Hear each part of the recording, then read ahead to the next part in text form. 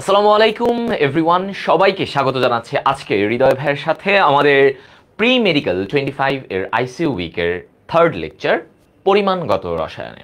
তো পরিমাণগত রসায়নে হৃদয় ভাই আজকে তোমাদেরকে কিভাবে পড়াবো, কোনভাবে পড়লে মেডিকেলের কেমিস্ট্রি তোমাদের কাছে ইজি মনে হবে, সেই সব কিছু নিয়ে আজকে আলোচনা হবে। এবং এই অধ্যায়টা আমি শুধু বলবো যে থিওরিটিক্যালি ইম্পর্ট্যান্ট এমন না, এটা কিন্তু ম্যাথমেটিক্যালি মেডিকেলের জন্য এই চ্যাপ্টারটা খুবই গুরুত্বপূর্ণ। সো কিভাবে পড়তে হবে, কোন ম্যাথগুলো করতে হবে, সেই ম্যাথগুলো কিভাবে সলভ করা লাগে, সব কিছু আজকে হৃদয় ভাই তোমাদের সাথে আলোচনা করব। সো সবাই যুক্ত হয়ে যাও। একদম 6টা বাজে তোমাদের সাথে শুরু করে দিয়েছি আমাদের যে রুটিন মাফিক লেকচার, এবং আগামীকালকে ফিজিক্সের ভেক্টর লেকচার হবে। সো সবাই একটু কাইন্ডলি শেয়ার করে দাও, তোমাদের ফ্রেন্ডদেরকে মেনশন করে দাও। এবং আজকে কিন্তু তোমাদের আবার রাত 9টার পরে তোমাদের কিন্তু এক্সামও থাকবে অণুজীবের উপরে। তো ইনশাল্লাহ আমরা সব কিছু সুন্দরভাবে তোমাদের সাথে পরিচালনা করা হবে। এবং আজকের লেকচারটা 25 ব্যাচের আইসিইউ উইকের হিসেবে পরিমাণগত পড়ানো হচ্ছে। তবে 24 ব্যাচ যদি থেকে থাকো, তোমরা যদি মনে করো যে ভাইয়া আমি এই চ্যাপ্টারটা পারি না, এটা তোমরাও চাইলে করতে পারবা। অর্থাৎ এই লেকচারটা মেডিকেল অ্যাডমিশনের জন্য, এটা যে কোনো ব্যাচ হোক তার জন্য এই লেকচারটা ভেরি ভেরি ইম্পর্ট্যান্ট। ওকে, সো সবাই জাস্ট কাইন্ডলি শেয়ার করে দাও। আমি একটু শেয়ার করে দিচ্ছি আমাদের গ্রুপগুলোতে, তারপরেই আমরা 1 থেকে 2 মিনিটের মধ্যে আমরা ক্লাস শুরু করে দেব।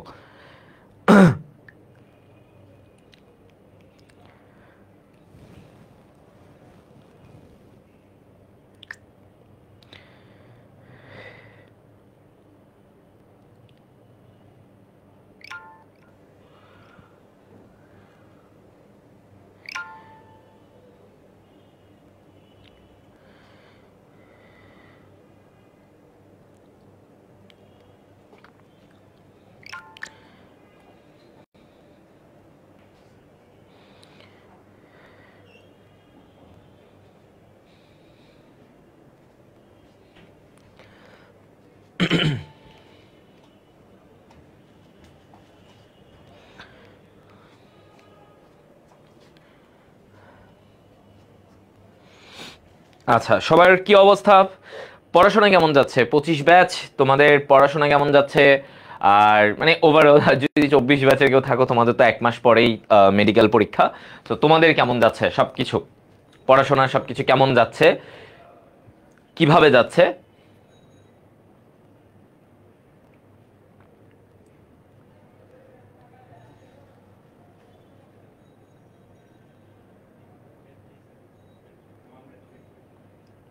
ওকে, আমাদের সাথে 180+ স্টুডেন্ট।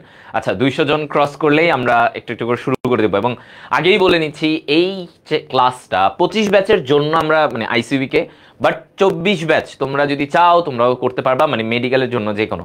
আর 26 ব্যাচ হয়তো একটু বুঝতে কষ্ট হবে অনেক সময় যে না কিছু, বাট তোমরা চাইলে তোমরাও করতে পারো, যে আমি আগে থেকে একটা দেখে নেই যে কিভাবে পড়তে হয়। এবং যেই টপিকগুলো ভাইয়া পড়াবো সেগুলাই তোমাদেরকে মানে মেডিকেলে ওইভাবেই প্রশ্নগুলো আসে, এবং ওইগুলার তোমাকে কনসেপ্ট যেভাবে দরকার সেভাবে ভাইয়া বুঝাই দিব। ওকে, আচ্ছা। আর আমাদের প্রি মেডিকেল কোর্সে PM2400 এই প্রোমো কোডটা ব্যবহার করে তুমি কিন্তু ডিসকাউন্ট অ্যাভেল করতে পারো। আমাদের যে ডিসকাউন্টটা আছে প্রি মেডিকেলের 2400 টাকা ডিসকাউন্ট। এবং আমরা এরপরে আমাদের কিন্তু ক্লাস চলমান থাকবে। প্রি মেডিকেল মানে তুমি আগে থেকেই নিজেকে একটু যাচাই করে নেওয়ার জন্য তোমার জন্য এটা বেস্ট একটা উপায় হতে পারে। সো সব কিছু মিলাই আসলে তোমাদের জন্য আমাদের সব কিছু সাজানো রুটিন। এবং হৃদয় ভাইয়া তোমাদের জন্য ইনশাল্লাহ আমাদের এই আইসিইউ উইক শেষে আমরা আরও মেডিকেল কেমিস্ট্রি ম্যাথ একটা সিরিজ থাকবে, মেডিকেল ফিজিক্স ম্যাথের একটা সিরিজ থাকবে ইনশাল্লাহ। সো দেখা যাক, আগে আমরা এটা শুরু করে দেই। ওকে, আচ্ছা চলো আমরা আজকে পরিমাণগত রসায়ন পড়ব। এই পরিমাণগত রসায়ন চ্যাপ্টারটায় যখন আমরা আসি, এই চ্যাপ্টারে আসলেই ভাইয়া ম্যাথমেটিক্স, এই জারণ বিজারণ, এই এই এই ব্যাপারগুলো আমাদের মাথায় চলে আসে। সো আজকে আমি তোমাদেরকে একই সাথে ওই ম্যাথমেটিক্সের ট্রিক্সগুলো শিখাই দিব, হ্যাঁ, সব কিছু যেন তোমাদের জন্য ইজি হয়। ওকে, তো আমরা আসি প্রথমেই আমাদের এই জায়গা থেকে আমাদের কি কি পড়তে হবে, কিভাবে পড়তে হবে আমরা এগুলো দেখব। যেমন দেখো, আমরা পদার্থগত রসায়নের এই জায়গাটাতে আমাদের প্রথমেই যেটা আসে যে ভাইয়া বিভিন্ন বস্তুর বিভিন্ন যৌগের আণবিক ভর নিয়ে আসে, কি কথা বলা হয়, আণবিক ভর নিয়ে কথা হয়। তো ধরো আমি যে কোনো তোমরা এগুলো জানো, পারমাণবিক সংখ্যা দিয়ে আণবিক ভর, মানে পারমাণবিক ভর দিয়ে আণবিক ভর বের করা, তাই না? আচ্ছা, ধরো আমি বললাম পানি H2O, এটার আণবিক ভর কত হবে? তাহলে আমরা জানি অক্সিজেনের জন্য 16 ও হাইড্রোজেন 2টা, সো 2 + 16 = 18, রাইট? 18। আচ্ছা, তো এই যে 18, এটা থেকে আমাদের অনেক কিছু বের করতে হবে। তাহলে তোমাকে কি জানতে হবে? তাহলে তোমাকে আগে জানতে হবে প্রত্যেকটার আণবিক ভর, পারমাণবিক ভর, এগুলো আগে যদি তুমি শিখে রাখো তাহলে তোমার জন্য ইজি হবে। আচ্ছা, তো আমরা একটা ব্যাপার জানি যে 1 মোল, যে কোনো কিছুর 1 মোল সমান কি বলা হয়? তার গ্রাম আণবিক ভর। ধরো আমি বললাম যে 1 মোল কার্বন ডাই অক্সাইড, এর মানে কি? 1 মোল কার্বন ডাই অক্সাইডের মানে হচ্ছে ভাইয়া এখানে আমার এত, ওর গ্রাম আণবিক ভর অনুযায়ী। তাহলে আমরা এখানে বলতে পারি যে ধরো আমাকে বলা হইলো যে 1 মোল কোন বস্তু, তাহলে 1 মোল সমান আমরা জানি তার গ্রাম আণবিক ভর, ঠিক আছে? গ্রাম আণবিক ভর, ওকে ফাইন। তাহলে এই যে গ্রাম আণবিক ভর, তাহলে 1 মোলে আমরা এইভাবে যদি খেয়াল করি, আমাকে যদি বলে এখন 1 মোল কার্বন ডাই অক্সাইড, তাহলে আমরা কি বলবো? 1 মোল কার্বন ডাই অক্সাইড সমান সমান আমরা বলবো হচ্ছে 44 গ্রাম কার্বন ডাই অক্সাইড, ঠিক আছে? তাহলে এই জিনিসটা আমরা জানি, ওকে ফাইন। এবার এইটার সাথে আমরা এটাও জানি যে তাহলে 1 মোল সমান যদি 44 গ্রাম কার্বন ডাই অক্সাইড হয়, তাহলে এইটা সমান সমান আবার আমরা আরেকটা কি বলতে পারি যে 1 মোল কার্বন ডাই অক্সাইড সমান এত, তাহলে এইটা সমান সমান আমরা অ্যাভোগাদ্রো সংখ্যক, তার মানে 6.023 × 10⁻23 এতগুলা অণু তুমি এখানে পাবা, তাই না? অ্যাভোগাদ্রো সংখ্যক অণু, তার মানে 1 মোল কোনো পদার্থে আমরা সেই অ্যাভোগাদ্রো সংখ্যক অণু পাবো, এবং 1 মোল সমান আমি বলতে পারি তার গ্রাম আণবিক ভর। আচ্ছা, আবার আমাকে এটাও বলতে পারি যে গ্রাম আণবিক ভর সমান সমান আমার এটা কি পাবো? তোমাকে যদি বলে 44 গ্রাম কার্বন ডাই অক্সাইডে কি পাবা, তাহলে এটা হচ্ছে 6.02 × 10⁻23 অ্যাভোগাদ্রো সংখ্যক অণু অথবা পরমাণু। আচ্ছা, তো যেহেতু এখানে আমরা কার্বন ডাই অক্সাইড, এটা কি একটা অণু, তো আমরা অণুর কথাটাই এখানে বলবো। যদি বলতাম সোডিয়াম, জাস্ট এত গ্রাম, ধরো 23 গ্রাম সোডিয়াম, তাহলে কি হতো? এটা পরমাণু হতো, তাই না? একদম সোজা। আচ্ছা, তো এখন এগুলো থেকে আমাদের বিভিন্ন টাইপের প্রশ্ন আসতে পারে যে তোমাকে দিবে 10 গ্রাম পানিতে কতটুকু থাকে, কতগুলা অণু থাকে। তোমাকে দিতে পারে যে 1 মোল সমান, এখানে ধরো তোমাকে বললো 2 মোল কার্বন ডাই অক্সাইড সমান কত গ্রাম কার্বন ডাই অক্সাইড।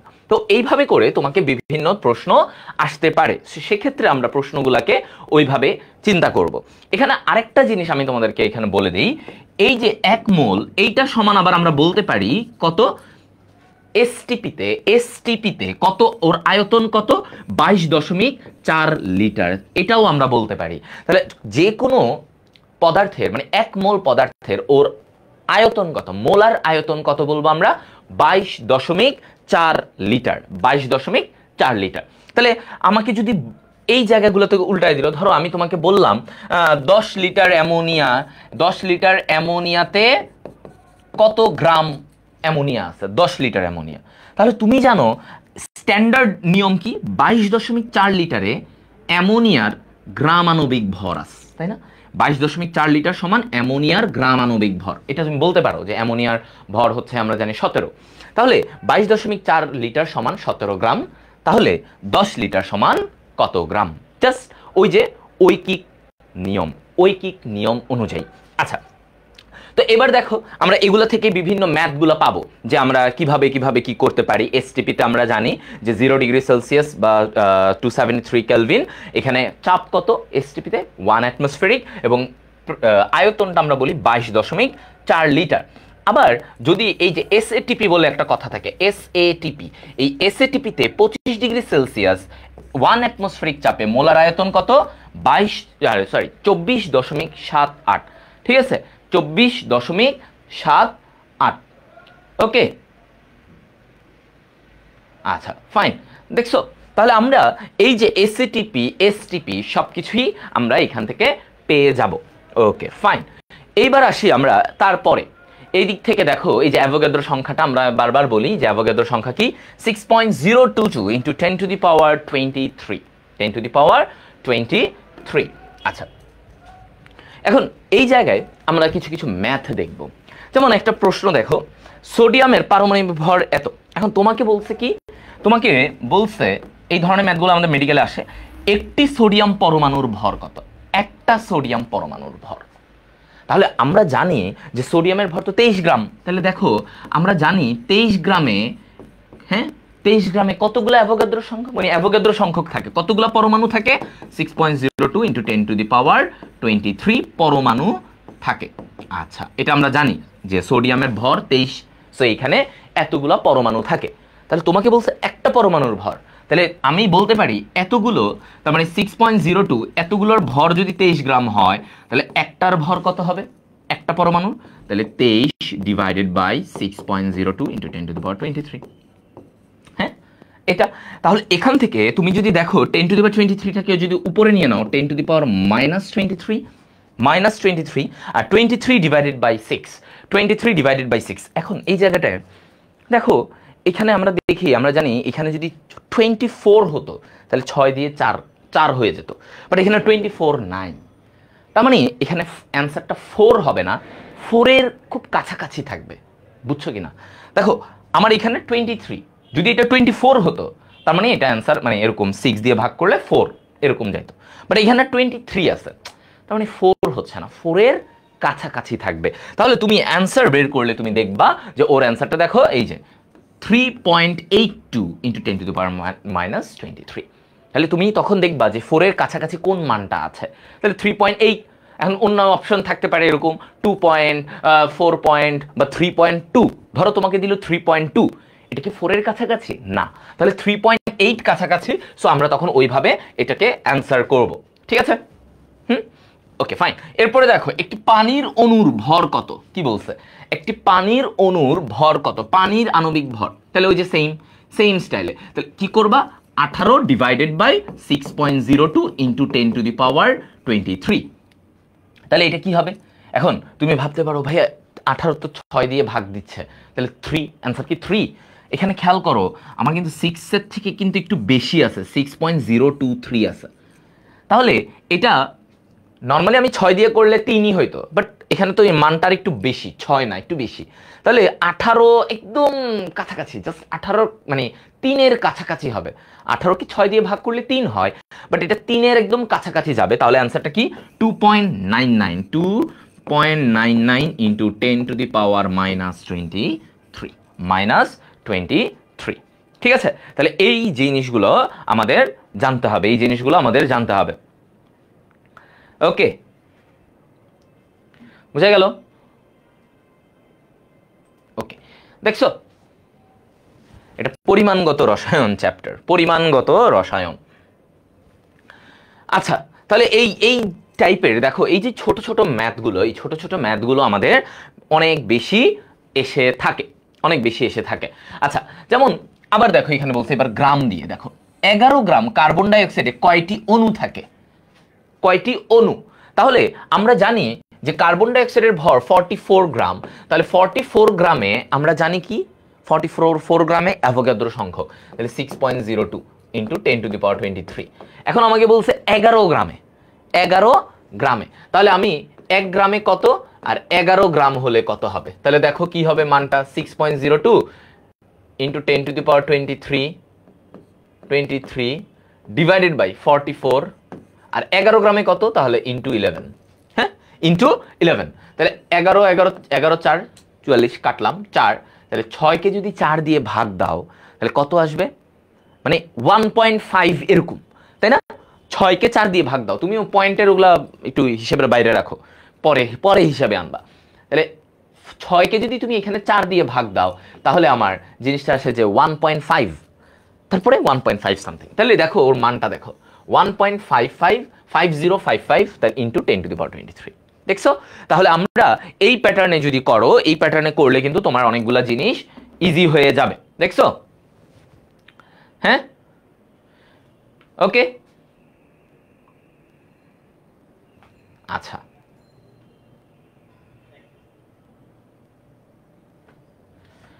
এই তাহলে এটা হচ্ছে পয়েন্ট, ঠিক আছে, এটা হচ্ছে পয়েন্ট।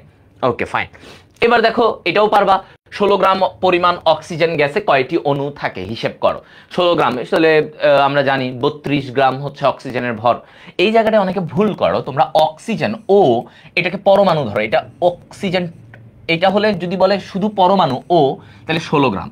আবার O2 যখন বলছে অক্সিজেন গ্যাস, অক্সিজেন গ্যাস কিন্তু O2 হিসেবে থাকে, তাহলে O2 যখন বলবে তখন কিন্তু আমরা 32 গ্রাম ধরবো। এটা খেয়াল রাখা, অনেকে খেয়াল থাকে না, 16 দিয়ে করে ফেলে। তাহলে আমরা যদি বলে 16 গ্রাম তাহলে কি হবে, অর্ধেক হবে, তাই না? বুঝাই যাচ্ছে 32-এর অর্ধেক 16, তাহলে পরমাণু সংখ্যা অর্ধেক। দেখো 3.00, 6 এর অর্ধেক 3.00, ঠিক আছে? হ্যাঁ, এই আচ্ছা, সবাই এতটুকু বুঝে গেছো। এবার আসো তাহলে আমরা এই জায়গা থেকে আমরা কতগুলা ম্যাথমেটিক্যাল যে সেগমেন্ট সেই জায়গাটায় আমি একটু তোমাদেরকে নিয়ে যাই, ঠিক আছে? দেখো তোমাদেরকে আগে ম্যাথমেটিক্যাল কয়েকটা পয়েন্ট আমি তোমাদের সামনে হাজির করে দিব। ওকে, তাহলে এই জায়গায় দেখো কার্বন ডাই অক্সাইডের একটি অণুর ভর গ্রাম এককে কত হবে, একটা অণুর ভর গ্রাম এককে কত হবে। তাহলে দেখো কার্বন ডাই অক্সাইডের একটা অণুর ভর, তাহলে আমরা জানি যে 6.02 ইন্টু 10⁻23, এতগুলা পরমাণুর ভর সমান সমান কার্বন ডাই অক্সাইডের কি, এতগুলা অণুর ভর সমান হচ্ছে কার্বন ডাই অক্সাইডের মোট ভর, তাহলে কত, 44 গ্রাম। আচ্ছা, এখন বলছে একটি অণুর ভর, তাহলে আমি যদি বলি একটি অণুর ভর সমান সমান 44 ডিভাইডেড বাই 6.02 ইন্টু 10⁻23, ওকে, এত। তাহলে এই জায়গা থেকে আমার কত হবে, এই জায়গা থেকে একটা পরমাণু একটা ভর কত হবে, দেখো 10⁻23, এটাকে উপরে 10, এটা উল্টে গেল, 44 কে 6 দিয়ে ভাগ দাও, তাহলে কত যাবে। তাহলে আমি বলতে পারতেছি এখানে 6 সাথে 42, তাহলে 7 পয়েন্ট সামথিং ইন্টু 10⁻23। হ্যাঁ, ওকে, এটা তাহলে আমরা কিন্তু এই প্যাটার্নে তোমাকে যেতে পারবা যে কোনো কিছু। এবার আসো একটা প্রশ্ন, যেমন কি বলছে, প্রমাণ অবস্থায় 1.7 গ্রাম অ্যামোনিয়া গ্যাসের আয়তন কত, অ্যামোনিয়া NH3। তাহলে প্রমাণ অবস্থায় কি বলছে, প্রমাণ অবস্থা মানে কি, এসটিপিতে। আচ্ছা, এসটিপিতে আমরা জানি যে কোনো 1 মোল পদার্থের আয়তন হচ্ছে, আমরা জানি কি, 1 মোল সমান 22.4 লিটার, তাই তো? এখন তুমি দেখো 1.7 গ্রাম, তাহলে আমরা জানি অ্যামোনিয়ার ভর কত, 17 গ্রাম, তাহলে 17 গ্রামে থাকে এত লিটার, 17 গ্রামে আমার এত লিটার থাকে, তাহলে তোমাকে বলছে 1.7 গ্রামের ওর আয়তন কত হবে। তাহলে আমরা ম্যাথটা করি, দেখো তাহলে 17 গ্রাম, আগে আদর্শ মানটা দিয়ে করবা, যে 17 গ্রাম অ্যামোনিয়ার আয়তন 17 গ্রাম অ্যামোনিয়ার আয়তন হচ্ছে 22.4 লিটার, তাহলে 1 গ্রাম অ্যামোনিয়ার আয়তন কত হবে। আচ্ছা না, বলছে 1.7 গ্রাম। আচ্ছা, আগে 1 গ্রাম দিয়ে করি, তাহলে 22.4 ডিভাইডেড বাই কত হবে, 17। ওকে, ফাইন। এবার আমি যদি বলি তাহলে দেখো 1.7 গ্রাম, তাহলে কত হবে, 22.4 ইন্টু 1.7 ডিভাইডেড বাই 17। এখন এই জায়গাটাতে আমি যদি বলি যে দেখো এই যে পয়েন্ট উঠাই দাও, পয়েন্টের পরে একটা ঘর আছে, তাহলে এই পয়েন্টের পরে একটা ঘরের জন্য নিচে আমরা 10 দিয়ে দিব, তাই না? এই দশমিকটাকে উঠায় নেওয়ার জন্য অপর প্রান্তে আমরা 10 দিয়ে দিব, মানে একটা শূন্য আসবে। ওকে, তো দিলাম। এখন 17 কেটে ফেলবা তাহলে এদিকে, আর 22.4কে যদি 10 দিয়ে ভাগ দাও, এই 22.4কে 10 দিয়ে ভাগ দিলে দশমিকটা এক ঘর সামনে চলে আসবে, তাহলে 2.24 লিটার, 2.24 লিটার, ঠিক আছে? ওকে,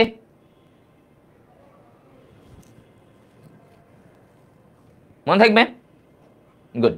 তাহলে আমরা দেখো এই প্যাটার্নে কিন্তু আমাদের এটাও হয়ে গেল, এই জিনিসটাও হয়ে গেল, যে আমরা দেখলাম যে আমার 1.7 গ্রাম অ্যামোনিয়া গ্যাসের আয়তনটা। আচ্ছা, 72 গ্রাম পানিতে কত মোল পানি আছে, কত মোল, 72 গ্রাম। আচ্ছা, মোলের হিসাবটা তাহলে আমাদের আরো একটু পরে জানতে হবে। ওকে, অক্সিজেনের আণবিক ভর এগুলো তোমরা পারবা, এইগুলো আমি অলরেডি বলে দিছি। মোলের ব্যাপারটা আমি তোমাদেরকে এখন দেখাবো, মোল কিভাবে বের করবা। আচ্ছা, তার আগে তোমাদের মোলের ব্যাপারটা একটু দেখাই দিই।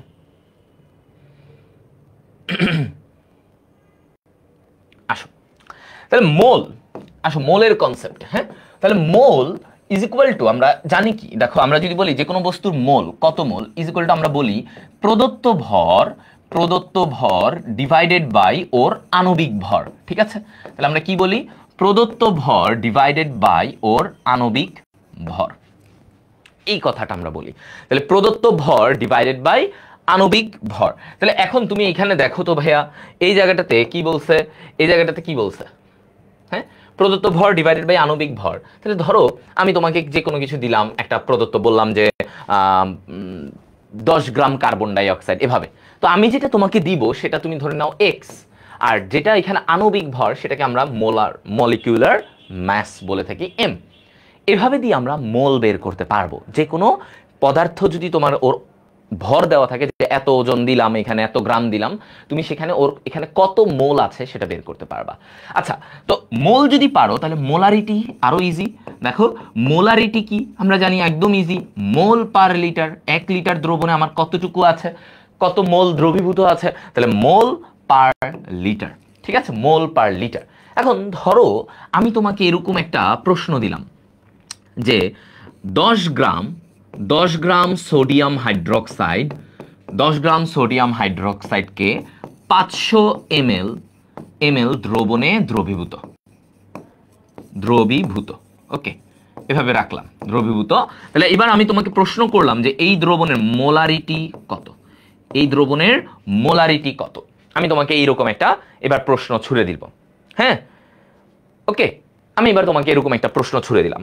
তো তুমি তখন কি করবা, তখন তুমি কি করবা যে দেখো ভাইয়া বলছে 10 গ্রাম, তাহলে আমি আগে মোলটা বের করে ফেলি ডিরেক্ট, মানে ভেঙে ভেঙে, সব ইজি, একভাবেই করতে পারো, এক ধাক্কাতেই করতে পারবা। বাট ভেঙে করলে অনেক সময় যারা নতুন নতুন শিখতেছো তাদের জন্য, ইনএক্সপেরিয়েন্স, তাদের জন্য কিছুটা সুবিধা। তাহলে আমরা দেখো 10 ডিভাইডেড বাই আমার সোডিয়াম হাইড্রোক্সাইডের ভর কত, 40। তাহলে আমি আগে ওর মোলটা বের করে নিলাম। ঠিক আছে, মোল কত আসবে এটা জানো, তাহলে 0.25 মোল, রাইট, 0.25 মোল। এবার আমাকে আয়তন, এখন আমাকে তো বলছি molarity is equal to mole per litre, তাহলে এটা কিন্তু লিটারে নিতে হবে, এটা তো আছে মিলিলিটারে। তাহলে আমরা কি করব, আমরা এই জায়গায় যদি এখন মোলারিটিতে নিতে যাই তাহলে 0.25 মোল বসালাম, আর এই জিনিসটাকে লিটারে নিতে হবে। তাহলে 500 ml কে লিটারে নিলে কি করব, আমরা হচ্ছে যে 1000 দিয়ে ভাগ দিব, তাই না? আমরা ছোট থেকে বড়তে নিলে আমরা কি করি, ভাগ দেই, আর যদি বড় থেকে ছোট নেই গুণ করি। ওকে, সো ভাগ দিলে আমরা 0.5 লিটার পাবো। ওকে, 0.5 লিটার এরকম পাবো। তাহলে এইবার বলো, তাহলে এইখান থেকে আমার কত আসবে? তাহলে এবার এটার অ্যান্সার তো তোমরা পারো, 0.25 ডিভাইডেড বাই 0.5 কত আসবে বলো? অ্যান্সার বলে ফেলো, অ্যান্সার বলে ফেলো।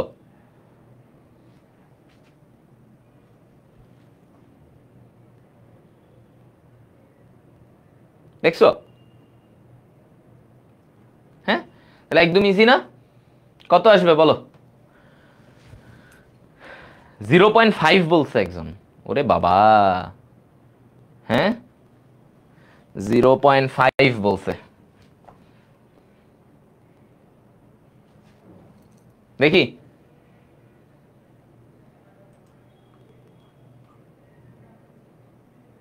টু, সুমাইয়া মেঘলা সেও বলছে 2, তামিম সেও বলছে 2।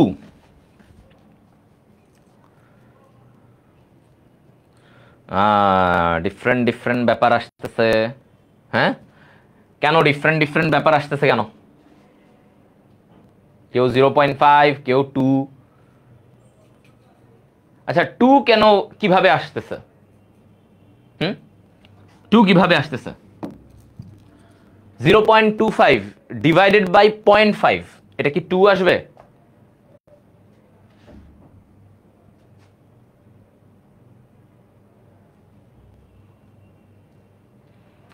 আচ্ছা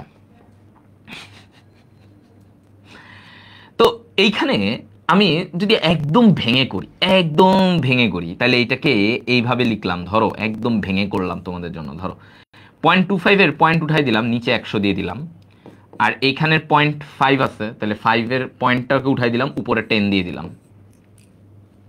0 0 কাটলাম, 5 5 25 কাটলাম, 5/10 কত হয়? হাফ। কি 2 কেমনে আসে? 2 কেমনে আসে বলেন? আসে? 2 আসে না। আচ্ছা, তাহলে এটা হচ্ছে 0.5 মোলার। এগুলো এমনি মুখে মুখেই পারা যায়। আপনারা যে কেন কয়েকজন ভুল করলেন, এটাই আমি টেনশন, কিভাবে ভুল করলেন। ওকে, যাই হোক, এটা তাহলে হয়ে গেছে আমাদের 0.5 হয়ে গেল। একটি কার্বন পরমাণুর ভর, আচ্ছা এটা হয়েছে, এগুলা লাগবে না, এগুলা এখন পারবা। তাহলে এবার তোমরা এইটার উত্তর দাও তো, 72 গ্রাম পানিতে কত মোল পানি আছে? হ্যাঁ, 72 গ্রাম, তাহলে আমরা জানি পানির ভর 18 গ্রাম, তাই না? হ্যাঁ, 18 গ্রাম। আচ্ছা, আণবিক ভর, তাহলে আমাকে বলছে মোল, এখানে মোল ইজ ইকুয়াল টু প্রদত্ত ভর কত দেওয়া? 72 গ্রাম। 72 গ্রাম ডিভাইডেড বাই 18 দাও, কত আসে? 4, তাই না? 18 ইন্টু 4 কত?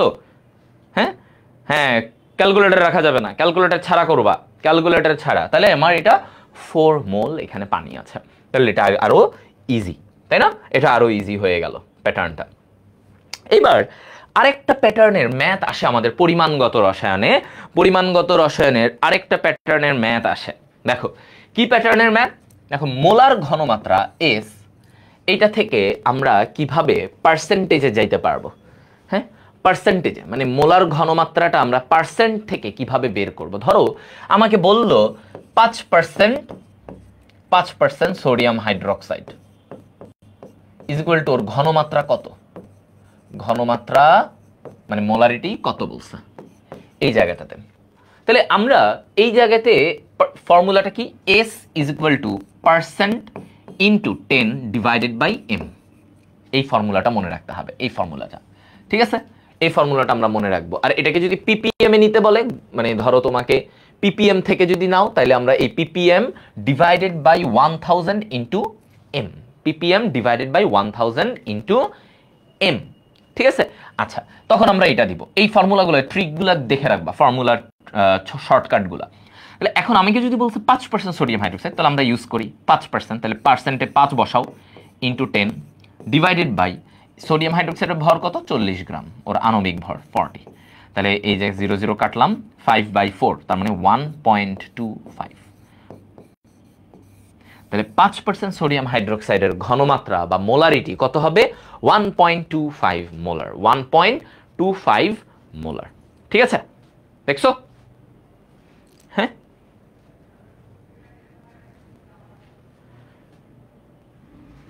ওকে, তাহলে আমরা এই জায়গাটাও বুঝে গেলাম, এই জায়গাটাও আমরা বুঝে গেলাম। দেখো বলছে 98% বিশুদ্ধ সালফিউরিক অ্যাসিডের মোলারিটি কত? 98%। তাহলে পার্সেন্ট দিয়ে দেখো, এই পার্সেন্টেজের জায়গাগুলো থেকে আমাদের প্রশ্ন আসে। হ্যাঁ, তাহলে দেখো এই যে বলছে কি যে 98% বিশুদ্ধ সালফিউরিক অ্যাসিডের মোলারিটি। আচ্ছা, তাহলে আমরা সালফিউরিক অ্যাসিডের আণবিক ভর জানি, এগুলো একদম মুখস্থ থেকে যাবে। 98 গ্রাম, কত? 98 গ্রাম, ঠিক আছে? এটা আমরা জানি। যেমন সোডিয়াম কার্বনেটের কত? হ্যাঁ, সোডিয়াম কার্বনেটের কত হয় আমরা জানি। সোডিয়াম কার্বনেটের ভাইয়া হচ্ছে 106, কত থাকে? 106, তাই তো? হ্যাঁ, সোডিয়াম কার্বনেটের কত থাকে ভাইয়া?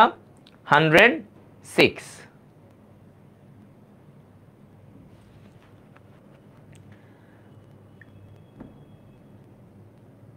রাইট? আচ্ছা, তাহলে এখন তুমি আসো যে এই জায়গাটাতে, তাহলে আমার ওর মোলারিটি কত তোমরা দেখি বের করো। এর মোলারিটি কত? তাহলে molarity S is equal to percent into 10, তাহলে 98 ইন্টু 10 ডিভাইডেড বাই ওর আণবিক ভরও 98 কাটা, তাহলে 10, সহজ অ্যান্সার হয়ে গেল। দেখছো, অ্যান্সার হয়ে গেছে। তাহলে এগুলো কি কঠিন কিছু ভাইয়া? কঠিন না। তাহলে তোমাকে এই কমন কতগুলো পদার্থ, যেমন ক্যালসিয়াম কার্বনেট, সোডিয়াম হাইড্রোক্সাইড, এরপরে হচ্ছে এই যে নাইট্রোজেন, অক্সিজেন, অ্যামোনিয়া, হ্যাঁ, carbon die oxide, calcium oxide, এই ধরনের কমন পদার্থগুলো থেকে তোমাদের আসে, তোমাদের এগুলো থেকেই দেয়। আচ্ছা, এবার দেখো 20% সোডিয়াম হাইড্রোক্সাইডের দ্রবণের মোলারিটি কত? পার্সেন্ট থেকে মোলারিটিতে। তাহলে ওই যে কি করব, তাহলে আমরা বলছি কি S = percent into 10 divided by M। আচ্ছা, আবার তাহলে এই জায়গায় 20 ইন্টু 10, 20% বলছে। সোডিয়াম হাইড্রোক্সাইডের আণবিক ভর কত? 40। তাহলে 40 টু 5, এটা কত? 5। ঠিক আছে, 5 মোলার। এই তাহলে এটার অ্যান্সার হয়ে গেল। দেখছো, এটার অ্যান্সারটাও আমরা এখানে পেয়ে গেলাম। Good, 5 molar. এই তো, তোমরাও পারো, দেখছো, তোমরাও পারো। আচ্ছা, এবার এই জায়গায় একটা ভালো প্রশ্ন দেখো, মেডিকেল ভর্তি পরীক্ষা 22-23 আসছিল যে সম আয়তন 0.1 মোলার সোডিয়াম হাইড্রোক্সাইড এবং 0.1 মোলার সালফিউরিক অ্যাসিডের মিশ্রণের প্রকৃতি কিরূপ হবে। আচ্ছা, এগুলোর জন্য আগে তোমাকে বিক্রিয়াটা করে নিতে হবে। দেখো বলছে দুইটাই সেম মোলারিটি দুইজনেরই সেম 0.1 এবং আয়তনও বলে দিছে সেম আয়তন, সেম ইয়ে।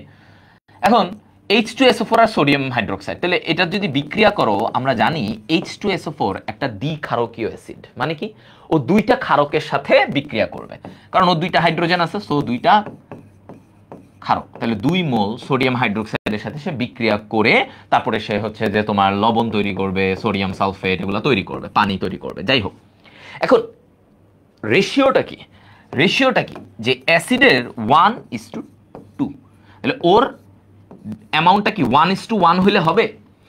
ওর রেশিও আমরা দেখলাম বিক্রিয়া থেকে, ওর রেশিও হচ্ছে 1:2। তুমি ওদেরকে সব 1:1 দিলে কি হবে? হবে না তো। সমান হবে? সমান হবে না। তাহলে এই জায়গাটায় যেহেতু ওরা সমান আছে, কিন্তু আমার জিনিসটা হচ্ছে যে আমার এই যে ক্ষার থাকার কথা ডাবল, ওর ডাবল থাকলে সমান হইতো, কিন্তু ক্ষার এখানে ডাবল নাই, আছে ক্ষারটা ওর সমান। তাহলে বলো বিক্রিয়ার প্রকৃতিটা কেমন হবে, মিশ্রণটা কেমন হবে? ক্ষার থাকার কথা ডাবল, তাইলে সমান হইতো, কিন্তু ক্ষার তো কম আছে, তার মানে ক্ষারের তুলনায় অম্লের অ্যামাউন্টটা এই বিক্রিয়ায় বেশি, এই মিশ্রণে বেশি। তাহলে অ্যান্সার হবে সি, ভেরি গুড, অম্লীয়, তাই না? কারণ ভাইয়া এখানে অ্যাসিডের অ্যামাউন্টটা বেশি, ক্ষার ওই পরিমাণ নাই। আচ্ছা, এগুলো তেমন কিছু না, বিজারক কোনটা এগুলো আমরা আগে ম্যাথের টাইপগুলো মেইনলি করব। ম্যাথের টাইপগুলো করলেই দেখবা তোমাদের মেইন জিনিসগুলো হয়ে যাবে, ঠিক আছে? আচ্ছা, এই জায়গাটায় এই যে V1S1 দ্রবণের লঘুকরণ সূত্র, দেখো V1S1 এটা আমরা জানি, V1S1 = V2S2। অর্থাৎ এই জিনিসটা কি আসলে? এই জিনিসটা কি? V1 এটা হচ্ছে প্রাথমিক আয়তন, V2 এটা হচ্ছে পরিবর্তিত আয়তন। M1টা কি? প্রাথমিক ঘনমাত্রা, M2টা কি? পরিবর্তিত ঘনমাত্রা।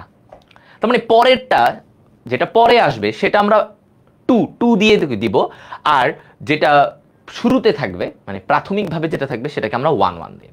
আচ্ছা, তো এই ধরনের এই ফর্মুলা জানো, তো এখন এইটা থেকে তোমাকে কিরকম প্রশ্ন আসতে পারে আমরা এটা একটু দেখি। দেখো বলছে 0.125 মোলার HCl অ্যাসিডের এত মিলিলিটার দ্রবণকে, ঠিক আছে, এত মিলিলিটার দ্রবণ। তাহলে আমার প্রথমেই আমার ঘনমাত্রা দেওয়া আছে S1, এটা কি ওর আয়তন দেওয়া আছে প্রথমে V1। এবার বলছে দ্রবণকে 0.1 মোলার লঘু দ্রবণে পরিণত করতে কতটুকু পানি যোগ করতে হবে, মানে আমি এটা লঘু করব, দ্রবণটাকে লঘু মানে আরেকটু ডাইলিউট করব, পাতলা করব। তাহলে এই জায়গাটা আমাকে বলে দিছে কত, ওর S2টা বলে দিছে। এখন আমাকে আগে বের করতে হবে V2 বের করলে আমি বুঝে যাব ওইখানে আমার কতটুকু এখানে পানি যোগ করতে হয়েছে। তো আসো আমি যদি এখানে বলি, তাহলে ফর্মুলা V1S1 = V2S2, তাহলে আমি এখানে মান বসাই 0.125 ইন্টু কি S1, তাহলে এটা হচ্ছে 500 ml, ওকে। V2 এটা হচ্ছে 0.11 ইন্টু V2 না S2, আর এটা এখানে আমার লাগবে V2 বের করব।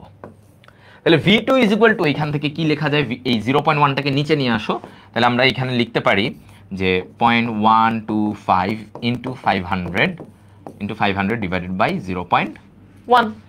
হ্যাঁ, এবার এইখান থেকে আমরা যদি বলি 0.1 উঠাই দাও, এখানে একটা 10 দিয়ে দাও, শেষ, পয়েন্ট উঠাই দিলাম, অপর প্রান্তের একটা 0 নিয়ে আসলাম, ঠিক আছে, 0 নিয়ে আসলাম। তাহলে এবার বলো এখানে কি হবে, এবার বলো এখানে, তাহলে এই যে 500 ইন্টু 10 কত, 5000, 5000, আচ্ছা রাখো, তাহলে 0.125 ইন্টু কত, 5000, ঠিক আছে, 5000।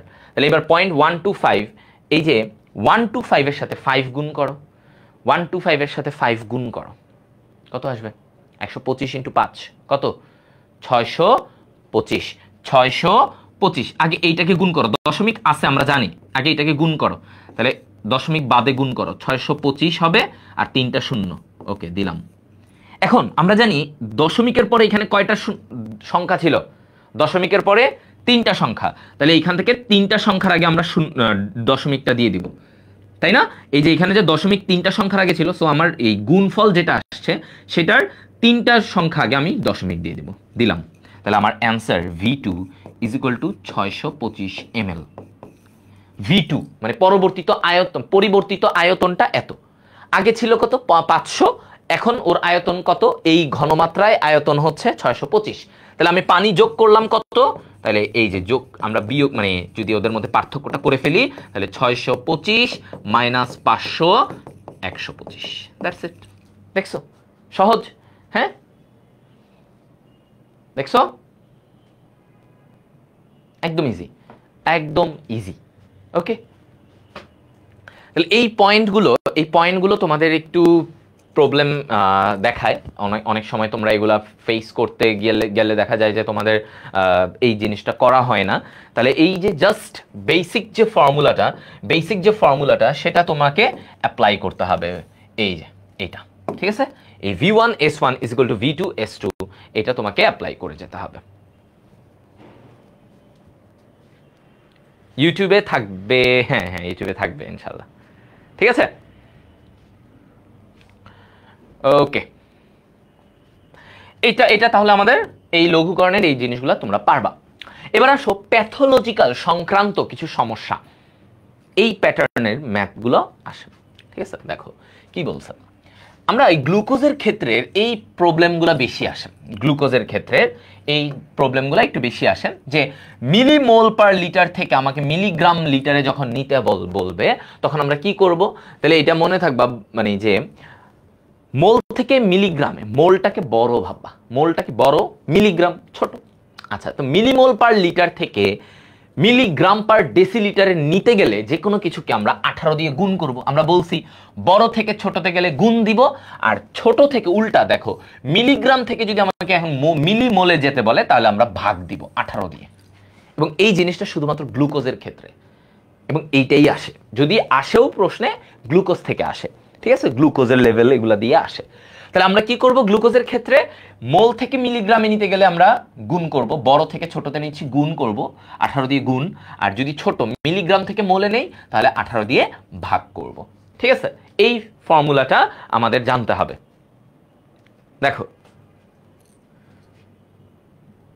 কি জানবা, এই ফর্মুলাটা জানবা,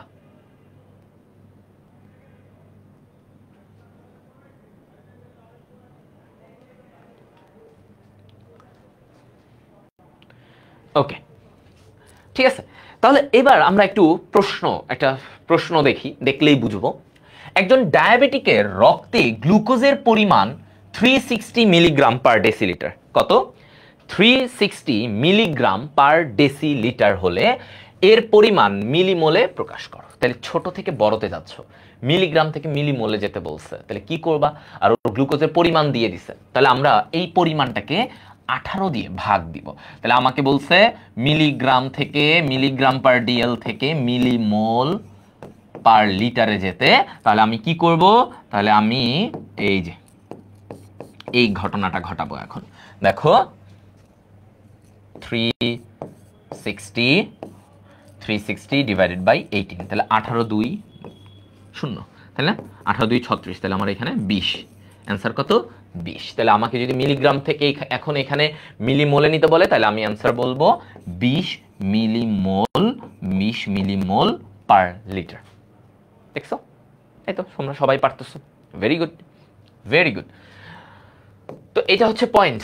সেকেন্ডে দেখো এরপরে কি বলছেন, একজন রোগীর রক্তে গ্লুকোজের পরিমাণ 8 মিলিমোল পার লিটার হলে মিলিগ্রাম পার ডেসিলিটার এককে এটা কত হবে? হ্যাঁ, মিলিগ্রাম পার ডেসিলিটারে। তাহলে আমাকে 8 বলে দিচ্ছে। হ্যাঁ, তাহলে মিলিমোল থেকে যদি মিলিগ্রামে নিতে যাই আমরা কি করি, 18 দিয়ে গুণ করি। তাহলে আমার এই পয়েন্টে আমরা বলতেছি কি যে তোমার 18 পরিমাণ বলছে, সরি 18 ইন্টু 8, 18 ইন্টু 8, 18 ইন্টু 8, তাহলে 10 8 80, 80 এরপর হচ্ছে 144। ঠিক আছে, দেখছো আমার এটা অ্যান্সার কত? এই যে 18 ইন্টু 8 করলে 144 মিলিগ্রাম পার ডেসিলিটার। তাহলে বড় থেকে ছোটতে গেলে আমরা কি করব, 18 দিয়ে গুণ করব। দেখছো, তো একদম ইজি। যদি একটু খালি তুমি প্যাটার্নটা ইউজ করো তাহলে তোমার জন্য, মানে ফর্মুলাগুলো যদি একটু বুঝে ইউজ করো, শর্টকাটগুলো যদি ইউজ করো তাহলে তোমার জন্য পড়াটা ইজি। না হলে তুমি সারাক্ষণও পড়াটা বুঝবা না, হ্যাঁ, পড়াটা বুঝতে পারবা না।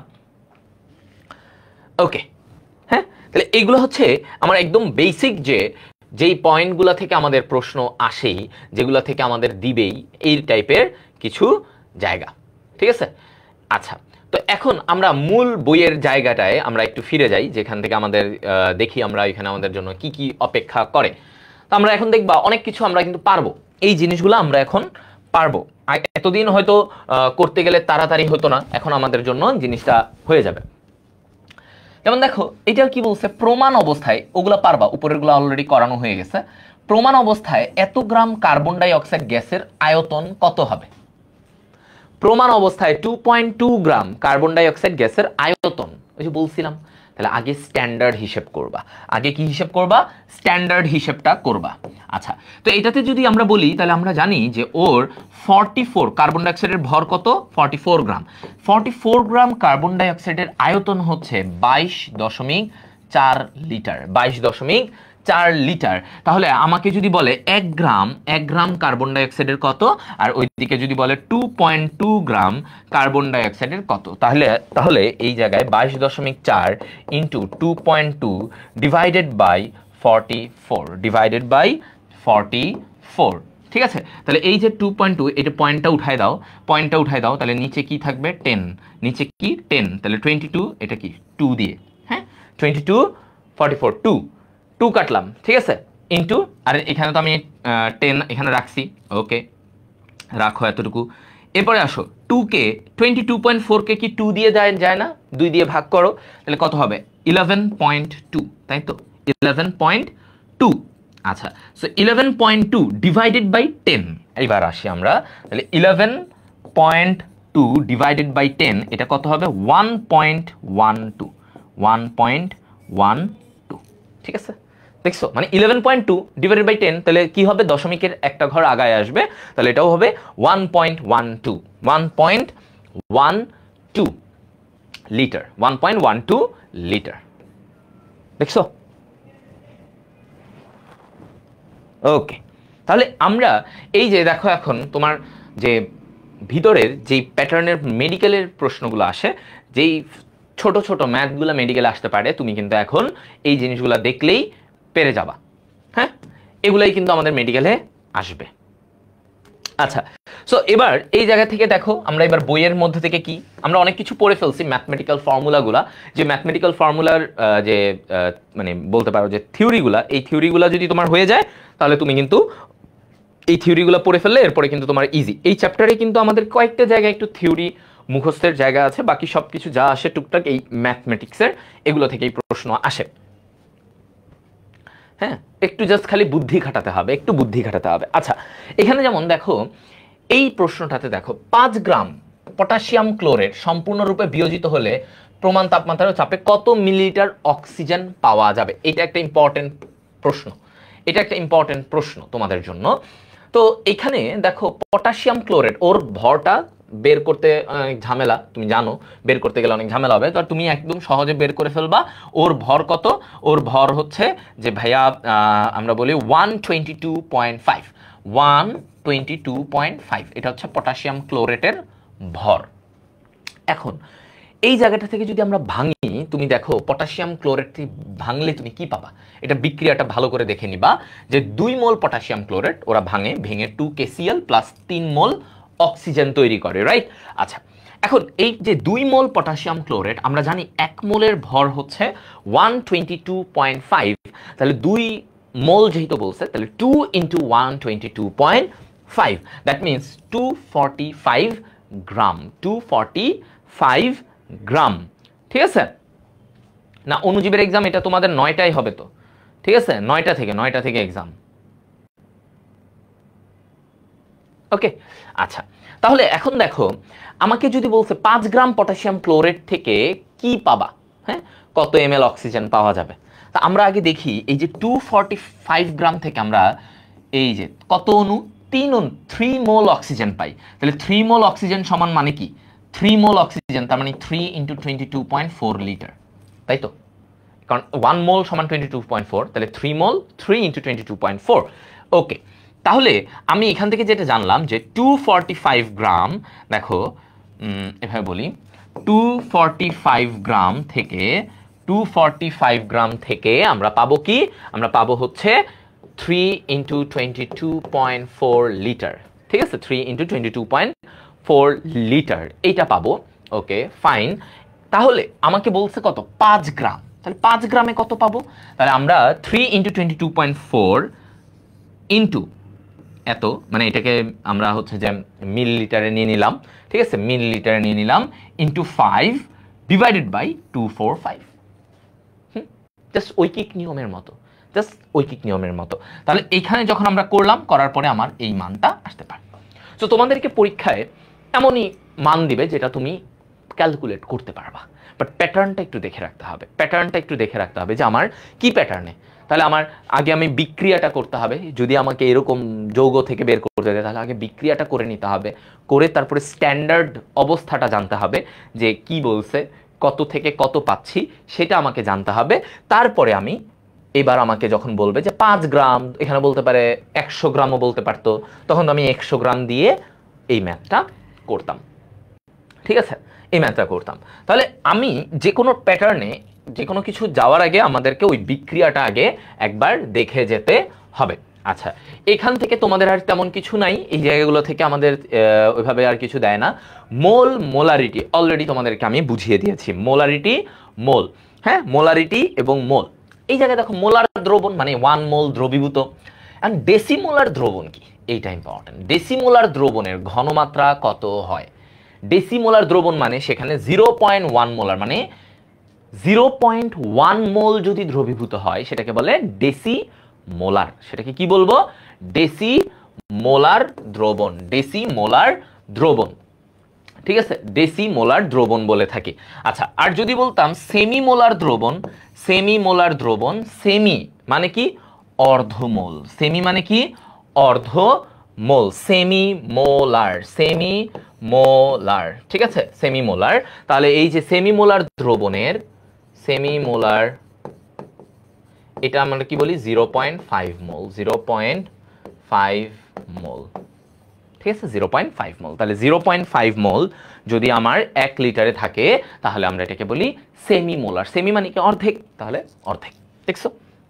আচ্ছা, একদম ইজি। এই ধরনের প্রশ্নই আমাদের আসে যে কোনটা কিসে হয়, এগুলা থেকে আমাদের প্রশ্নগুলো অনেক বেশি আসতে দেখা যায়। হ্যাঁ, এগুলা থেকে আমাদের প্রশ্নগুলো বেশি আসতে দেখা যায়। আচ্ছা, এইটা গেল।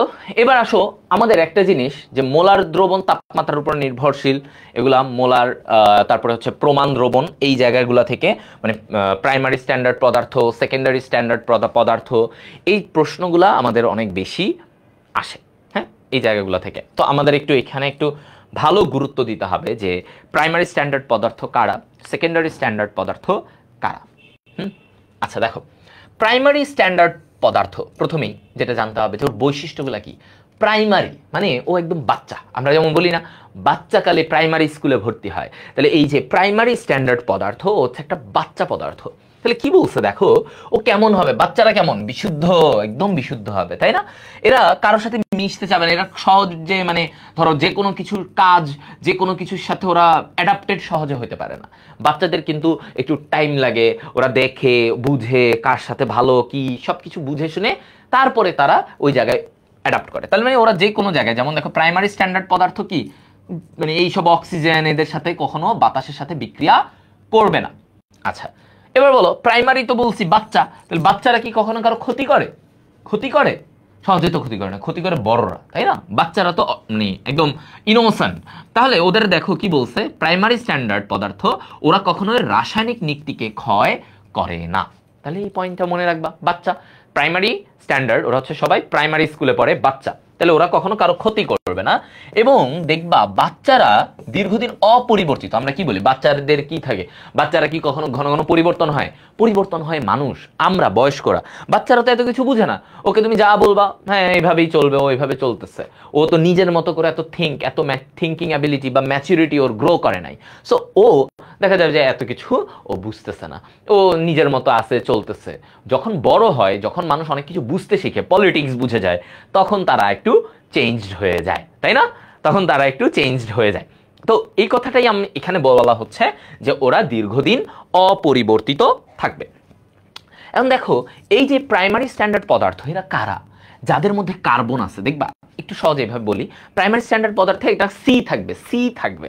আচ্ছা দেখো এই প্রাইমারি স্ট্যান্ডার্ড পদার্থ অল্প কয়েকটাই আছে, তাদেরকে যদি তুমি মনে রাখতে পারো তাহলে তোমার আর কিছু লাগবে না, এদেরকেই মনে রাখো, আর কিছু দরকার নাই। তাহলে এই যে দেখো অনার্দ্র সোডিয়াম কার্বনেট, ওকে সি আছে। ক্যালাসিত এই যে আমরা বলি অক্সালিক অ্যাসিড, ঠিক আছে ওকে। এই যে দেখো তাহলে এইখানে কি বলছে,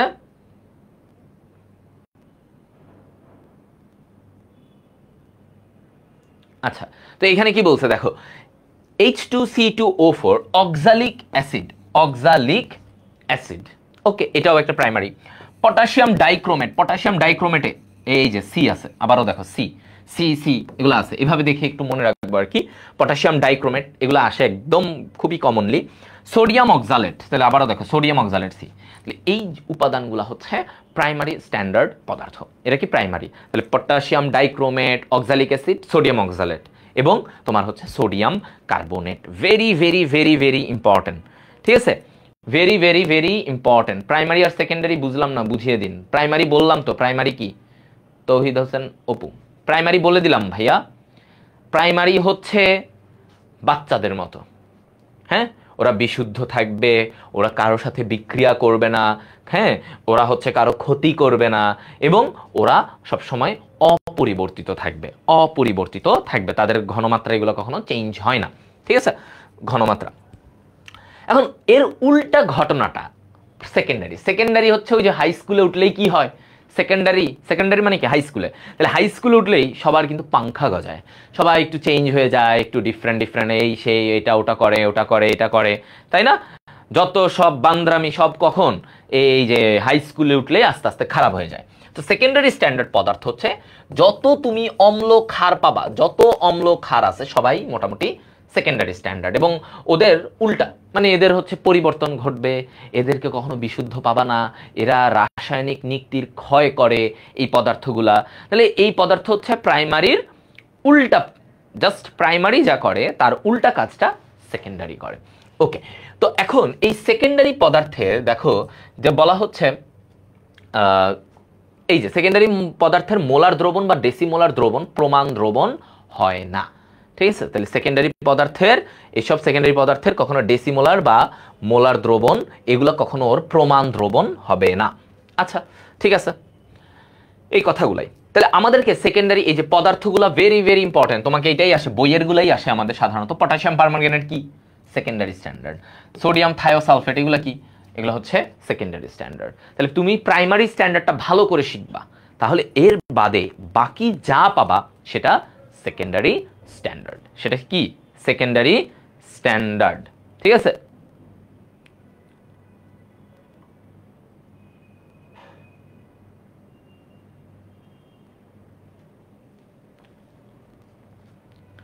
ওকে দেখছো? তাহলে তোমরা কি এতটুকু বুঝতে পারছো কিনা ভাইয়ারা বলো?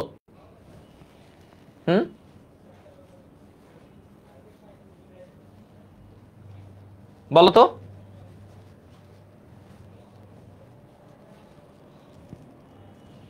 এতটুকুই তোমরা বুঝতে পারছো?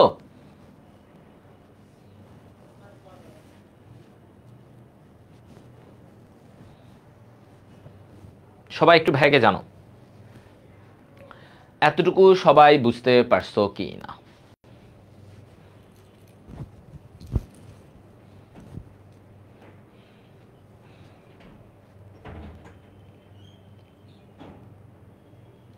ওকে, বুঝছে ক্লিয়ার ভাইয়া, ভেরি গুড, ভেরি গুড। ওকে, এবার আসি আমরা পিপিএম। আচ্ছা, পিপিএমটা তোমাদেরকে আমি একটু ইজি করে বলি, হ্যাঁ, ইজি করে বলবো, ঠিক আছে?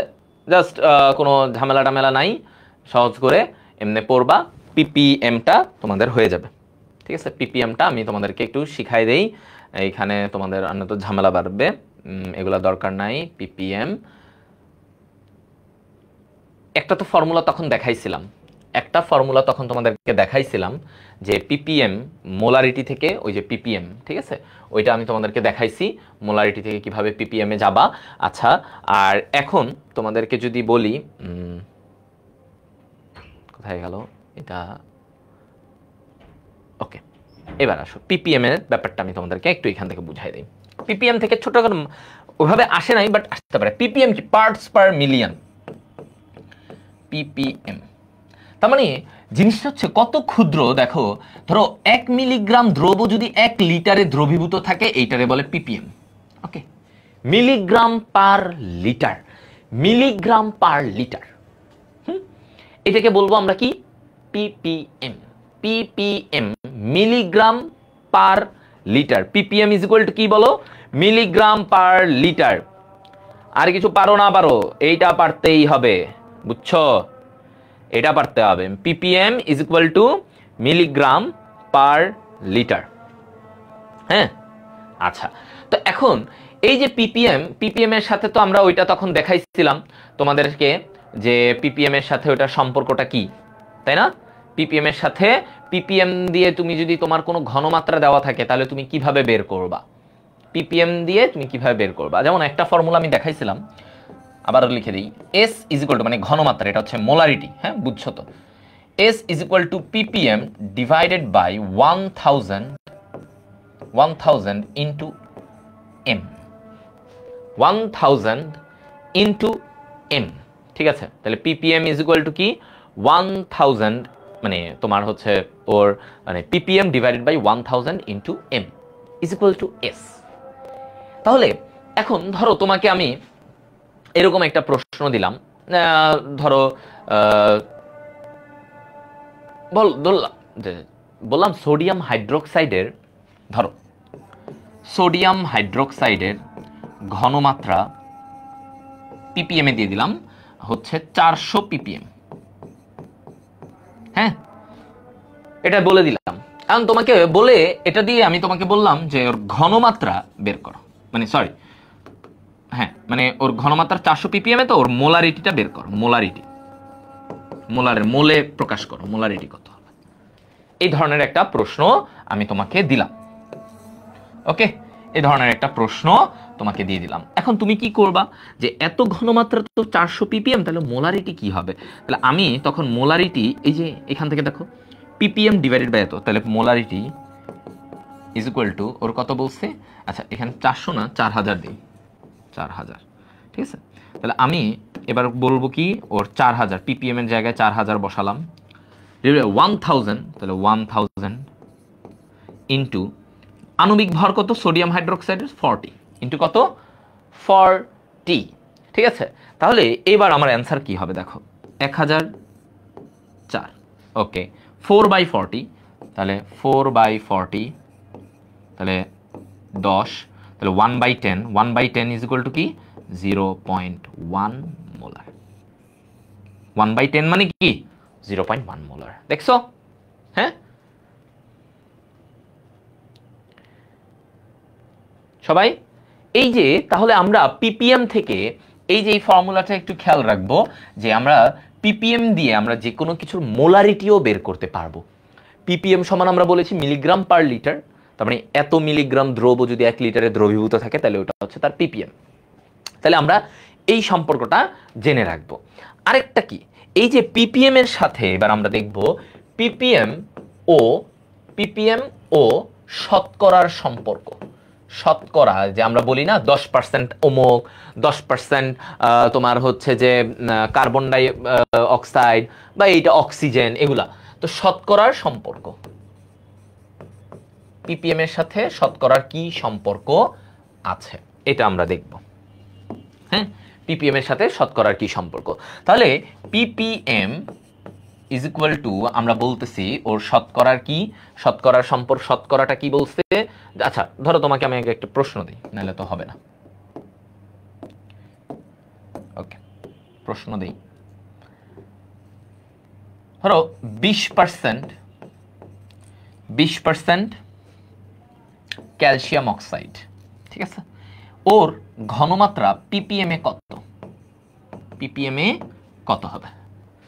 আচ্ছা তাহলে আমার প্রশ্নটা কি, 20% ক্যালসিয়াম অক্সাইড, ক্যালসিয়াম অক্সাইডের ভর কত আমরা জানি 56 গ্রাম, রাইট, 56 গ্রাম। তাহলে 20% ক্যালসিয়াম অক্সাইড ওর পিপিএম এ ভরটা কত হবে।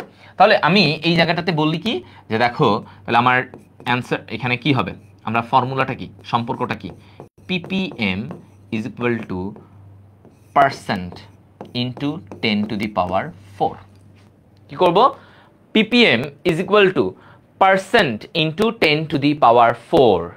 PPM is equal to, Tauhid Hasan Apu তুমি কোন ব্যাচ, তুমি দেখি কিছুই যাই বলি তাই বুঝো না। আচ্ছা যাই হোক, দেখো পিপিএম ও শতকরার সম্পর্কটা কি, পিপিএম ইজ ইকুয়াল টু, আমরা এইভাবে মনে রাখবো এই শতকরার ফর্মুলাটা, মানে ওর সম্পর্কটা, PPM is equal to percent into 10 to the power 4, percent into 10 to the power 4। তাহলে এই যে PPM is equal to percent into 10 to the power 4, তাহলে দেখো এখন আমাকে বলছে পিপিএম এ বের করতে। ওকে, তাহলে ওর পার্সেন্ট কত, 20%, ওর পার্সেন্ট কত 20, তাই না, কত পার্সেন্ট 20%, তাহলে 20% ইন্টু 10 টু দি পাওয়ার 4 দাও, কত হবে, তাহলে 20 ইন্টু 10 টু দি পাওয়ার 4, তাহলে 20 পরে 4টা শূন্য দিয়ে দাও, শেষ। এটা হচ্ছে ওর পিপিএম, ঠিক আছে, এটাই হচ্ছে ওর পিপিএম। দেখছো, হ্যাঁ, আর কিছু করতে হবে না। তাহলে তোমাকে যদি পার্সেন্টেজ দেওয়া থাকে কোনো কিছুর, যে কোনো, এটা যাই দেখ, তাহলে ওর পার্সেন্টেজ দেওয়া থাকলে তুমি ফর্মুলা কি, PPM is equal to percent into 10 to the power 4, percent into 10 to the power 4। এখন তুমি যদি বলছে 20%, তাহলে তুমি পার্সেন্টে 20 বসাবা ইন্টু 10 টু দি পাওয়ার 4, মানে কি 4টা শূন্য, 20-এর সাথে 4টা শূন্য অ্যাড হয়ে মানে গুণ হয়ে যাবে। তাহলে আমার অ্যান্সার হচ্ছে পিপিএম এ এত অ্যান্সার, ঠিক আছে, সিম্পল।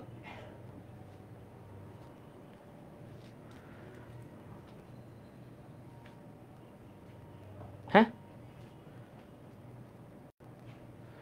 দেখেছো?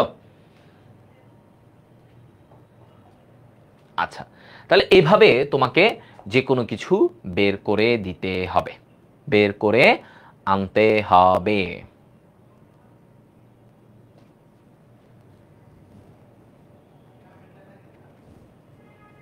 সবাই পারবা?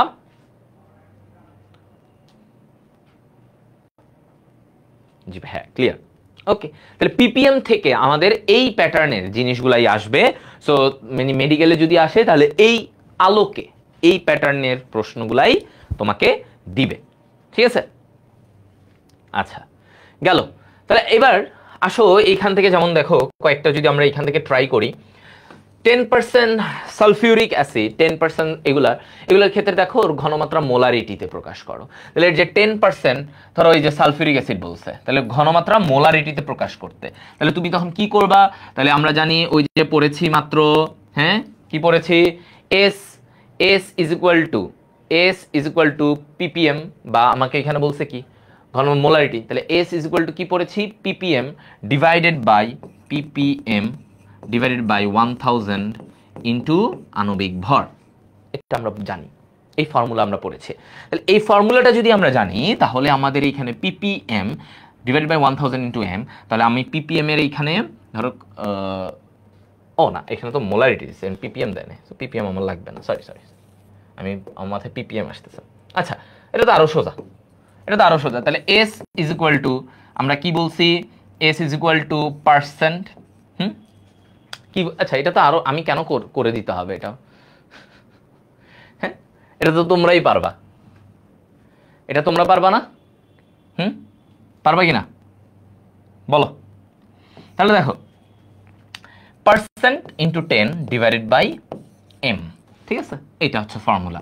তাহলে এখানে আমার পার্সেন্ট আমি বসায় দিই, কত বলছে 10 ইন্টু 10 ডিভাইডেড বাই m, তাহলে সালফিউরিক অ্যাসিডের আণবিক ভর কত? 98, তাহলে 100 divided by 98 is equal to 1.00 something, ঠিক আছে, 1.00 সামথিং, দেখছো? তাহলে এটা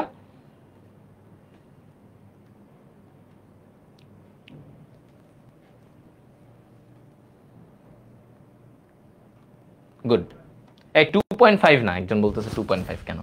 তাহলে percent into 10 divided by m, তাহলে এইভাবে করে তুমি যে কোনো কিছু বের করতে পারবে। 10% সোডিয়াম কার্বনেট, 10% সোডিয়াম কার্বনেট, এটা একবার আসছে দেখো, 10% সোডিয়াম কার্বনেট, তো সোডিয়াম কার্বনেট সেম ওর মোলারিটি বের করতে বলছে, তাহলে আমরা s is equal to percent into 10 divided by m, তাহলে আবারও 10 ইন্টু 10 ডিভাইডেড বাই কত বলছে, সোডিয়াম কার্বনেটের কত, ভর কত, আণবিক ভর 106, তার মানে 100 ডিভাইডেড বাই 106, তাহলে এটা দেখে বোঝা যাচ্ছে 1 হবে না, 1 হবে না, কারণ উপরের সংখ্যাটা ছোট নিচেরটা বড়, তাহলে 1 হবে না, বাট 1 এর কাছাকাছি, ওদের কিন্তু খুব বেশি গ্যাপ না 6, তাহলে 1 এর কাছাকাছি মানে 0.9 সামথিং, তাহলে অপশনে তখন আমি দেখবো কি 0.9 কিছু আছে, দেখো এখানের অ্যান্সারও 0.94, দেখছো?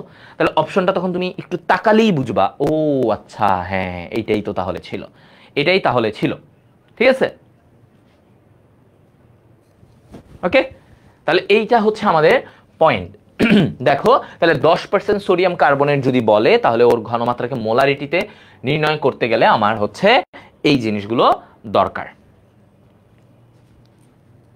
ওকে? মনে থাকবে, বলো। গুড। তাহলে আমাদের মোটামুটি ম্যাথমেটিক্যাল সাইডটা আমরা বুঝে যাব ইনশাল্লাহ, এটা তোমরা সবাই পারবা। এই লঘুকরণ এগুলো আমি পড়াইছি, v1 m1 = v2 m2, এগুলো সবাই আশা করি এখন তোমরা এগুলা পারবা, ঠিক আছে? এইবার আমাদের থিওরিটিক্যাল যে জায়গাটাতে আমরা প্রশমনের নিয়ে, প্রশমন বিন্দু, প্রশমনে কোনটাতে কি ব্যবহার করা হয়, আমরা জানি ক্ষার আর অম্ল মিলে প্রশমন হয়, তাই না?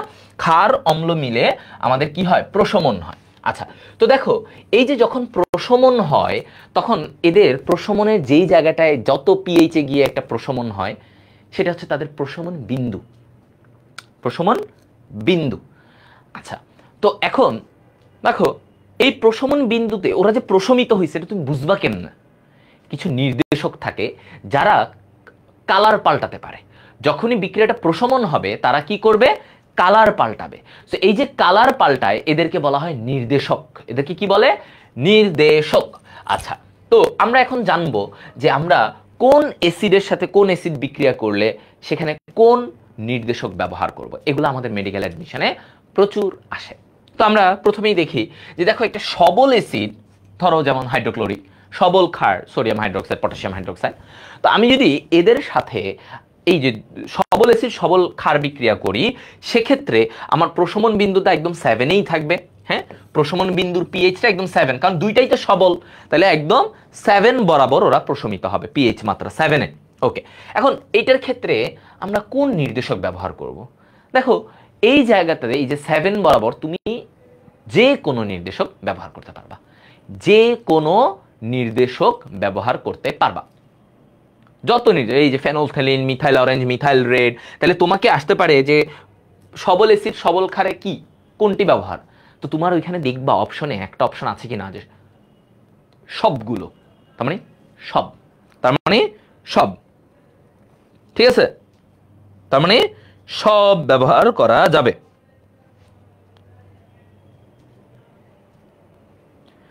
ওকে,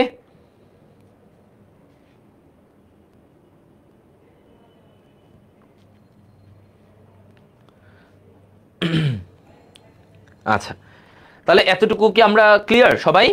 ওকে, এবার আসো, যদি বলে যে দুর্বল অ্যাসিড আর সবল ক্ষারের মধ্যে কি, দুর্বল অ্যাসিড আর সবল ক্ষারের মধ্যে, তাহলে দুর্বল অ্যাসিড সবল ক্ষার এই জায়গাটাতে আমরা কি ব্যবহার করব? তাহলে দেখো ক্ষারটা সবল, সবল ক্ষার, তাহলে ওরা যখন প্রশমিত হবে ক্ষার কি ডমিন্যান্ট, ক্ষারটা ডমিন্যান্ট, ও যেটা সবল, তাহলে পিএইচ, প্রশমন বিন্দুর পিএইচটা কত হবে? 7 এর চেয়ে বেশি হবে না, যেহেতু এখানে সবল ক্ষার।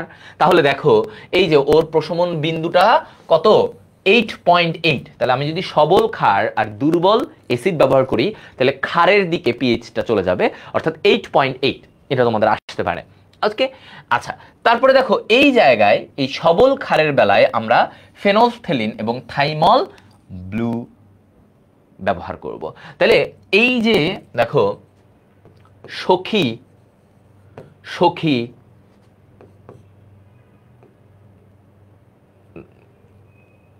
দাঁড়াও, সখী সাথী ফিরবে, সখী সাথী ফিরবে, হ্যাঁ সখী সাথী মানে দুই বান্ধবীর নাম বলছে, তাহলে সখী সাথী দুইজনই ফিরবে। তাহলে এই যে দেখো সবল ক্ষার, সবল ক্ষারে আমার কি থাইমল ব্লু এবং ফতে ফেনলফথেলিন এই দুইটাকে ব্যবহার করব। তাহলে সবল ক্ষারে আমরা থাইমল ব্লু আর ফতে ফেনলফথেলিন এই দুইটাকে আমরা কি করব? ব্যবহার করব। ঠিক আছে, আচ্ছা আর যদি উল্টা ঘটনা বলে যে সবল অ্যাসিড, অ্যাসিডটা সবল, খেয়াল করো কি বলছে, অ্যাসিডটা সবল,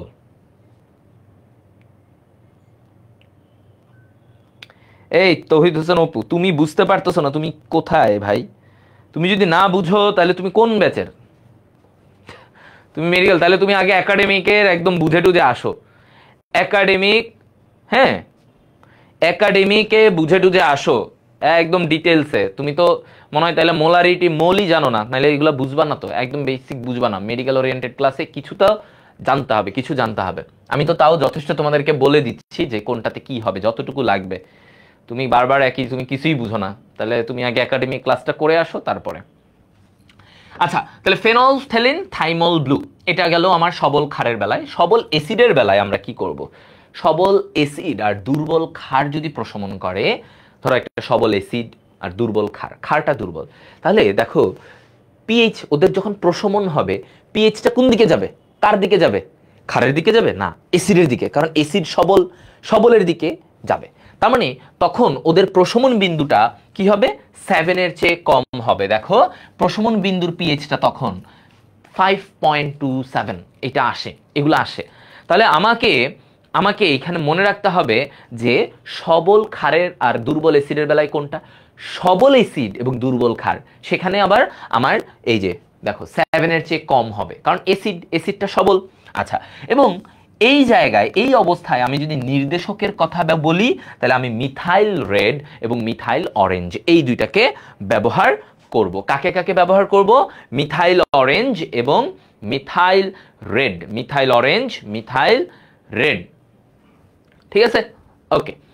এবার আসো দুর্বল, দুইটাই দুর্বল, ধরো এতক্ষণ তো একটা সবল একটা দুর্বল, এবার দুইটাই যদি দুর্বল হয় অ্যাসিড এবং ক্ষার, সেক্ষেত্রে ওদের কোনো কিছু থাকে না, ওইখানে কোনো নির্দেশক কার্যকর হয় না। তার মানে তোমাকে যদি ধরো একটা দুর্বল অ্যাসিড দিয়ে বললাম, ধরো ইথানোয়িক অ্যাসিড, একটা দুর্বল ক্ষার দিলাম অ্যামোনিয়াম হাইড্রোক্সাইড, এরকম এই দুর্বল ক্ষার দুর্বল অ্যাসিড দুইটা কি দিলে এই দুইটা মিলে কি কিছু হবে? কিছু হবে না, ওদের এখানে কোনো নির্দেশকও ব্যবহার করবে না। ওকে, হ্যাঁ এই পয়েন্টগুলো। আচ্ছা তাহলে কোনটাতে হবে না, কোনটাতে কোনটা, এই পয়েন্ট নির্দেশক থেকে এই জিনিসগুলা খুবই খুবই আসে, খুবই খুবই আসে। ঠিক আছে, এবার আসো এই যে গ্যাসীয় জারক পদার্থ, গ্যাসীয় জারক পদার্থ মানে জারক পদার্থ, জারক পদার্থ কি বলতো? যারা জারণ করে তাদেরকে কি বলে? জারক পদার্থ। যারা জারণ করে তাদেরকে আমরা কি বলি? জারক পদার্থ। আর বিজারক কারা? যারা বিজারণ করে, বিজারণ করায়। ওকে, কি ভাইরাল হয়ে এখানে আসছেন। ওকে, হ্যাঁ আসলে আন্দাজে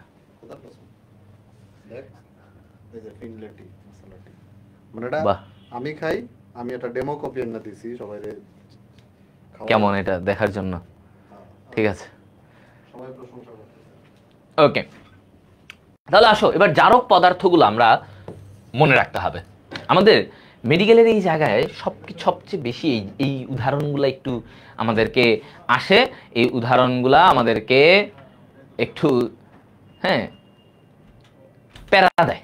ঠিক আছে, এই জারক এই বিজারক এগুলো আমাদেরকে একটু প্যারা দেয়।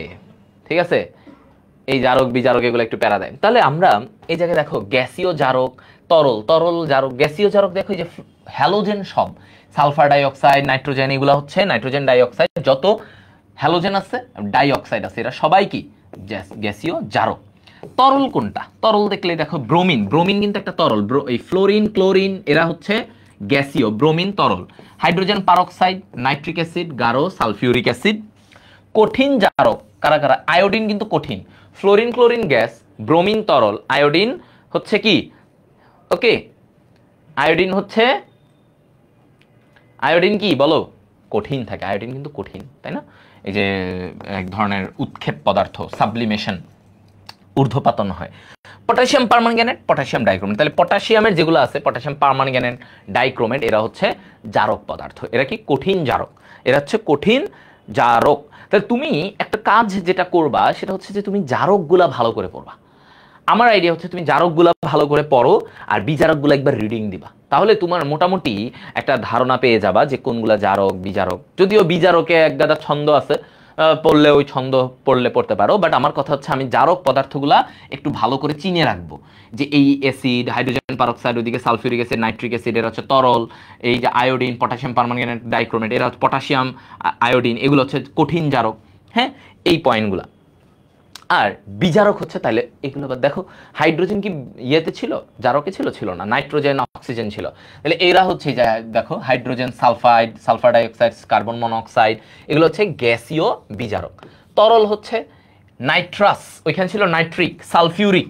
তাহলে দেখো যতগুলা আস আছে, আস সালফিউরাস, হ্যাঁ, এগুলা হচ্ছে কি? এগুলা হচ্ছে ভাইয়া বিজারক। এগুলা কি? বিজারক। আর নাইট্রিক, সালফিউরিক, ইক, এরা হচ্ছে জারক।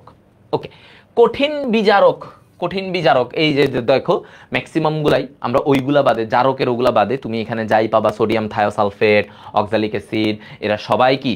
এরা সবাই হচ্ছে কঠিন বিজারক, কঠিন বিজারক। তাহলে বিজারক হচ্ছে যার নিজের জারণ হয়, যার নিজের জারণ হয় অন্যকে বিজারিত করে। হ্যাঁ, বুঝছো?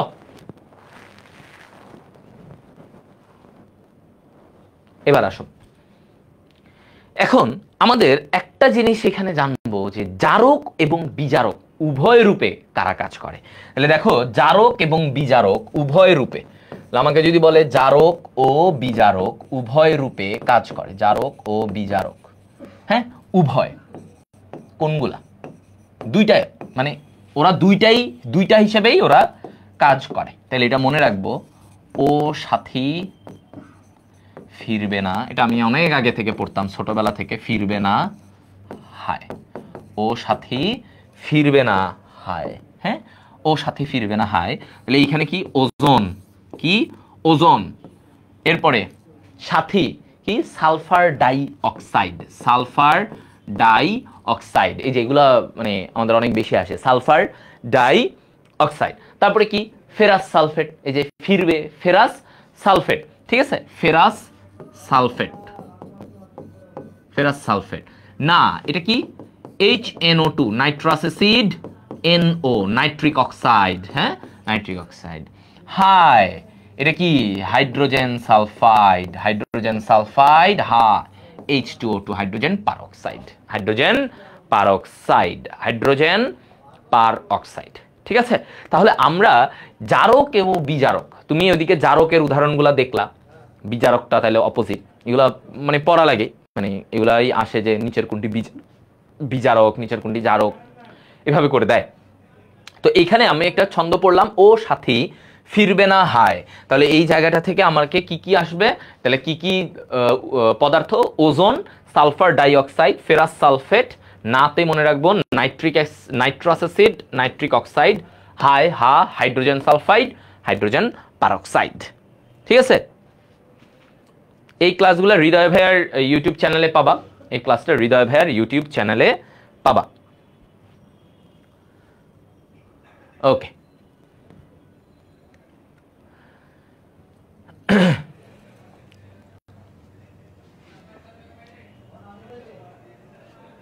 ওকে, এবার আসো তাহলে এইখান থেকে আমরা এবার জারণ মানের ব্যাপারে যাব। জারণ মানে আমাদেরকে কি বলে বলতো? জারণ মানে এই জায়গাগুলোতে, এই যে যেমন দেখো অক্সিজেনের বেলায় পারক্সাইডে এটা একটু আসে, পারক্সাইডে অক্সিজেনের জারণ কত হয়? -1। যদি বলে সাধারণ অক্সাইডে তো আমরা জানি -2, আর সুপার অক্সাইডে -12। তাহলে নর্মালি -2, পারক্সাইডে -1, সুপার অক্সাইডে -12। এই যে সুপার অক্সাইড হচ্ছে এই যে KO2 এগুলা, হ্যাঁ, তাহলে এইটাতে কি -12 হয়। এখন তুমি যে কোনো কিছুর জারণ মান, আমরা যেমন বলি হ্যালোজেনের জারণ মান কি -1 এগুলা, তো যে কোনো কিছুর জারণ মান আমাদের বের করা জানতে হবে। যে কোনো কিছুর জারণ মান, ধরো আমি তোমাকে এরকম কমন ওয়েতে তুমি যদি আসো, হ্যাঁ, নর্মালি আমরা কি করি, ধরো এই জায়গাটাতে আমি এভাবে দিলাম H2C2O4 অক্সালিক অ্যাসিড, হ্যাঁ, এটাতে দিয়ে বললাম এখানে কার্বনের জারণ মান কত, কার্বনের জারণ মান কত, হ্যাঁ, H2C2O4। মনিটরটা হঠাৎ ডিস্টার্ব দেয় কেন?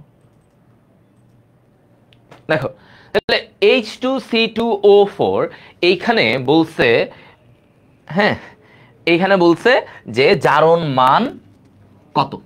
আচ্ছা, তাহলে আমি যদি বলি এখন ওর জারণ মানে, তাহলে এই জায়গাটায় দেখো C2, তাহলে প্রথমেই আমরা হাইড্রোজেনটা ওরটাকে কি করব, পুরা যৌগের জারণ মানটাকে 0 ধরবো। কত ধরবো?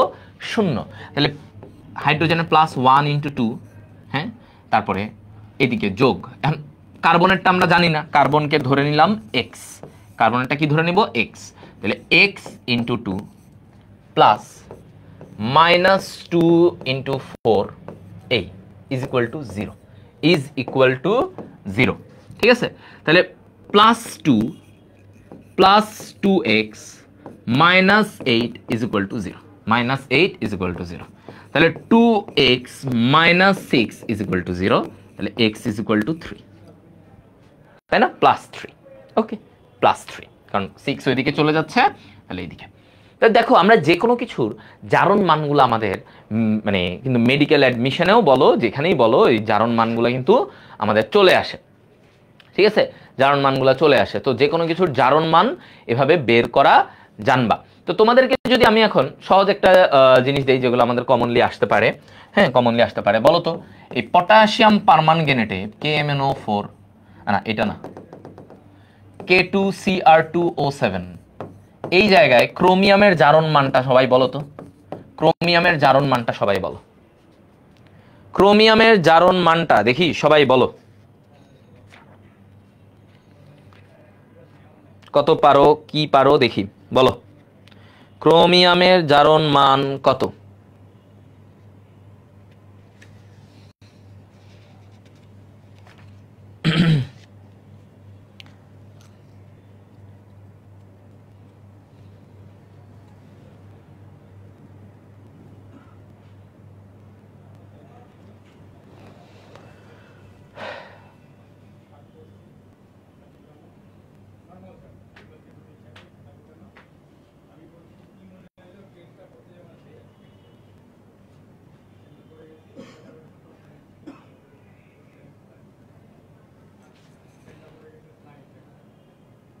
ক্রোমিয়াম +6 বলছো, ওকে ওকে, এই যে গুড, হ্যাঁ গুড।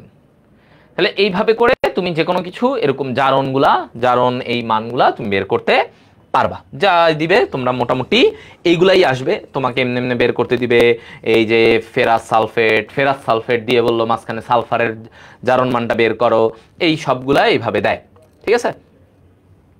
আচ্ছা, এগুলো একটু জাস্ট বুদ্ধি কাটানো। আচ্ছা, তো এই যে বিজারক আমরা কি বলছি, যে বিজারক কারা, যারা হচ্ছে বিজারণ ঘটায়, নিজের জারণ ঘটে। এই কথাগুলাই অনেকে বুঝে না।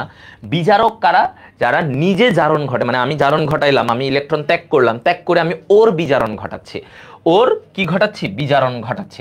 আর জারক কি, জারণ ঘটায় আরেকজনের জারণ, অর্থাৎ আমি ইলেকট্রনটাকে গ্রহণ করব, আমি ইলেকট্রনটাকে নিলাম, ওর জারণ করালাম, ওর থেকে ইলেকট্রনটাকে বের করে আমার কাছে ইলেকট্রনটাকে নিলাম, এটাকে বলে কি, এটাকে বলে, এদের এই ধরনের পদার্থকে বলে জারক। কি বলে, জারক। আচ্ছা, এই যে গাঢ় সালফিউরিক অ্যাসিড, এটা কি জারক রূপে কাজ করে, এই কথাগুলো বলে দিছে। আচ্ছা, এরপরে ফেরাস অক্সাইড, সালফার ডাইঅক্সাইড, এরা দেখো এই যে তখনও আমরা বলতেছিলাম, এরা হচ্ছে জারক বিজারক উভয় রূপে কাজ করে, জারক বিজারক উভয় রূপেই কাজ করে। হ্যাঁ, ওকে, ফাইন। এবার আসো জারণ সংখ্যা, এই যে মানে ও বিশেষ কিছু রিডক্স বিক্রিয়া। রিডক্স বিক্রিয়া মানে কি, যেখানে একজনের জারণ হচ্ছে আরেকজনের বিজারণ হচ্ছে, তাই তো, এটাই তো। তো এখন এখানে কিছু ব্যাপার যে বলছে শত জারণ বিজারণ বিক্রিয়া, ঠিক আছে। আচ্ছা, এবার দেখো এখানে বলছে শত জারণ অটো রিডক্স, মানে অনুষ্ঠিত কোনো মৌলের পরমাণু জারিত হয় এবং একই সাথে ওই একই অনুষ্ঠিত অপর মৌলের পরমাণু বিজারিত হয়। তাহলে দেখো মানে বলছে একটার মধ্যেই ধরো একটা পরমাণুর জারণ হচ্ছে আর একটার বিজারণ হচ্ছে, মানে একই পরমাণু বাট একবার জারণ একবার বিজারণ, তাহলে এইটাকে বলে শত জারণ বিজারণ। জাস্ট আমাদের সংজ্ঞা, আমাদের আর কিছু লাগে না, সংজ্ঞাগুলো লাগে। অসামঞ্জস্য বিক্রিয়া কি বলছে, দেখো বিক্রিয়ায় অনুষ্ঠিত নির্দিষ্ট মৌলের কিছু পরমাণু জারিত হয়ে উচ্চ জারণ সংখ্যা এবং অবশিষ্ট পরমাণু বিজারিত হয়ে নিম্ন জারণ সংখ্যা হইল। কি আজব ব্যাপার। হ্যাঁ, কি হলো বলছে, যেমন দেখো এই বিক্রিয়াটাতে তুমি দেখলেই বুঝতে পারবে। ধরো এখানে ক্লোরিন, ক্লোরিন এটা একটা কি পুরো যৌগ, ফ্রি, তাহলে ওর জারণ মান কত, 0, আমরা জানি পুরো যৌগের জারণ মান 0। আচ্ছা ফাইন, তো এখন এই যে ক্লোরিন, ওর জারণ মান পুরোটা 0, এর এই ক্লোরিন বিক্রিয়া পরে যখন এইখানে আসলো, দেখো এইখানে এসে ক্লোরিনের জারণ মান -1, আবার এইখানে যখন গেল এই যৌগটা তখন আবার +5। তাহলে দেখো একবার, তার মানে কি, যখন +5 তার মানে সে এখানে জারণ হয়েছে, আবার এখানে সে গিয়ে বিজারণ হয়েছে। তাহলে এই ক্লোরিন আগে ছিল 0, বাট এখন এরপরে গিয়ে তার এটা একবার জারণের মান মানে +5, একবার -1, মানে একবার বুঝাচ্ছে বিজারিত আর একবার জারণ। তো এই যে একটা মৌল থেকে দুইটা ঘটনা, এটাকে বলা অসামঞ্জস্যতা বিক্রিয়া। ওকে, আর সামঞ্জস্যটা কি, উল্টা। আগে দুইজনের দুই রকম জারণ মান ছিল, এই যে দেখো সালফারের এখানে -2, এখানে +4, আগে দুইজনের দুই রকম ছিল, বাট উৎপাদে গিয়ে তারা এক হয়ে গেছে। এই যে দেখো সালফারের এখানে গিয়ে তারা এক। তাহলে আগে ভিন্ন ছিল, হ্যাঁ আগে ভিন্ন ছিল, এখন আলাদা হয়ে গেছে। আগে ভিন্ন ছিল, এখন এক হয়ে গেছে, সরি, আগে ভিন্ন ছিল এখন এক হয়ে গেছে, এটাকে বলে আমার সামঞ্জস্যতা বিক্রিয়া। বিরঞ্জন, যারা রং একদম বিরঞ্জিত করে ফেলে, হ্যাঁ পদার্থকে বিবর্ণ করে ফেলে, একদম কালারটাকে সরায় দেয়, তাদেরকে বলে বিরঞ্জক পদার্থ। এই যে chlorine, sulphur dioxide, hydrogen peroxide, chlorine, sulphur dioxide, hydrogen peroxide, এরা কি, এদেরকে বলা হয় বিরঞ্জক পদার্থ। মানে এরা যে কোনো কিছুকে বিরঞ্জিত, রংটাকে নাই করে দিতে পারে, রংটাকে নাই। যেমন এই জন্য ব্লিচিং কাজে দেখবা ক্লোরিনকে ব্যবহার করে ব্লিচিং এর জন্য, হ্যাঁ এরা খুবই তীব্র, মানে একদম কালার উঠায় ফেলবে। আবার অপরদিকে সালফার ডাইঅক্সাইড, এরা হচ্ছে মৃদু বিরঞ্জক, ঠিক আছে, মৃদু বিরঞ্জক। এবং উল, সিল্ক ও সূক্ষ্ম সুতার বস্তুকেও, কাগজের মণ্ডকে বিরঞ্জন কাজে সালফার ডাইঅক্সাইড ব্যবহৃত হয়। তাহলে এই যে সূক্ষ্ম সুতা বা সিল্কের বস্তু, এগুলোর ক্ষেত্রে সালফার ডাইঅক্সাইড ব্যবহৃত হয়। এরপরে বলছে হাইড্রোজেন পারঅক্সাইড, এটা দিয়ে কি হয়, উল, সিল্ক, মাথার কালো চুলকে বিরঞ্জিত করা যায়। এই যে মহিলারা যে গিয়ে সোনালী কালার করে, এইগুলো কালার করে না, কালারটাকে উঠায় ফেলে, কালো কালারটাকে উঠায় ফেলে, কিভাবে করে, এই হাইড্রোজেন পারঅক্সাইড দিয়ে এই কাজটা ওরা করে, হাইড্রোজেন পারঅক্সাইড দিয়ে ওরা এই কাজটা করে থাকে, ঠিক আছে। তাহলে এই যে মাথা কালার করে না, কালারের চুলের ওইখানে কি করে, কালারটাকে, কালো রংটাকে সরায় ফেলে কি দিয়ে, এটা দিয়ে।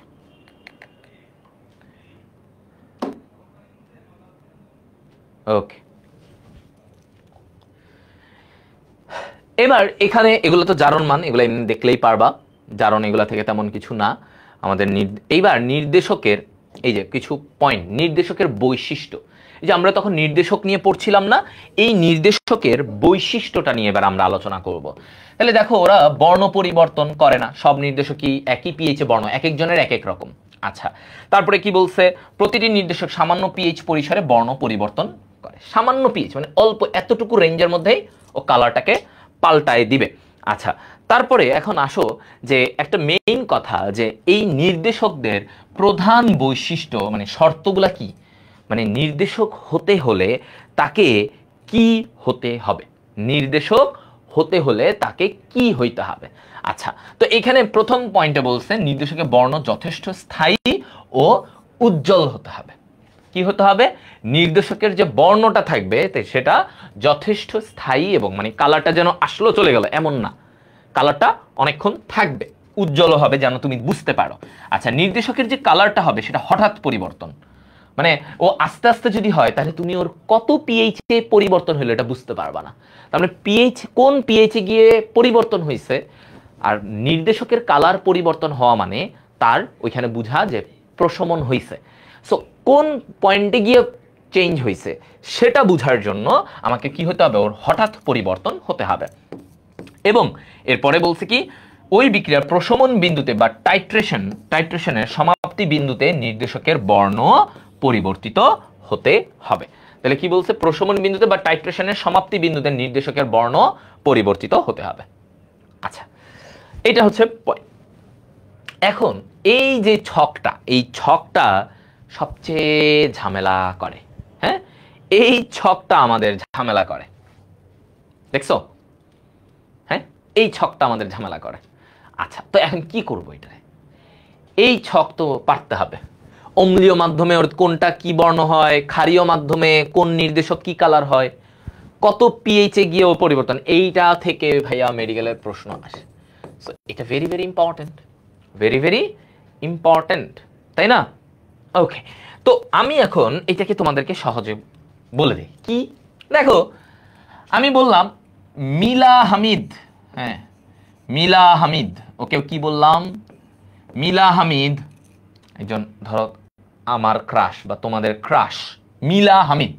ওকে, মিলা হামিদ, তুমি তোমার ক্রাশ, তোমার ভালো লাগে তাকে, হ্যাঁ তুমি কি তার, ধরো ছেলেদের জন্য যদি বলি, ধরো হ্যাঁ তুমি কি তার ব্রো হইতে চাবা, ভাই হইতে চাবা? না, সরি, আমি তোমার ব্রো হব না। তাহলে আমি মিলা হামিদকে বললাম, নামটা সুন্দর, হ্যাঁ মিলা হামিদকে আমি বললাম আমি তোমার ব্রো হব না, কি হব, জামাই হইতে চাই। হ্যাঁ, লাল শেরওয়ানি পরে আসবো, আমি রেড হব, মানে রেড মানে বুঝেছি লাল জামাই হবে, টকটকা লাল শেরওয়ানি। যে আগেকার দিনে গ্রামে গঞ্জে এরা দেখতে লাল একটা শেরওয়ানি পরতো, বউও লাল জামাইও লাল। তাহলে কি হব, আমি কি বলছি, মিলা হামিদ আমি তোমার ব্রো হব না, আমি রেড হব, রেড জামাই হব। এখন এই জায়গাটা থেকে আমি কি মনে রাখবো, দেখো হ্যাঁ মিলা হামিদ কি বলছে এই জায়গাতে, হ্যাঁ ব্রো হব না, তো কি হবা, এগুলো আমরা দেখব। তো প্রথমেই মিলা, মিলা মি মি মি মি, মিতে কি দেখো, মিতে কি মিথাইল রেড মিথাইল অরেঞ্জ, হ্যাঁ মিথাইল রেড মিথাইল অরেঞ্জ, এরা কি হবে, সিরিয়ালটা মনে রাখবা, অম্ল ক্ষারীয়। তো অম্লীয়তে ওরা লাল, ক্ষারীয়তে, এরপরে সিরিয়ালে দেখো ক্ষারীয়তে হলুদ। তাহলে দেখো মিলা হামিদে আমরা মনে রাখবো, মিতে মিথাইল রেড মিথাইল অরেঞ্জ, ওরা কি হবে, ওরা হচ্ছে লাল হবে, মানে অম্ল, ফার্স্টে তো অম্ল তারপরে ক্ষার, সিরিয়াল তো এইভাবেই আমরা বলি অম্ল ক্ষার, কারণ পিএইচ এর শুরুতে 1 থেকে 7 অম্ল, আবার 7 থেকে 14 ক্ষার, তাহলে প্রথমে অম্ল তারপরে ক্ষার। তাহলে অম্লতে এই মিথাইল অরেঞ্জ মিথাইল রেড এরা কি হবে, লাল, ক্ষারীয়তে হলুদ।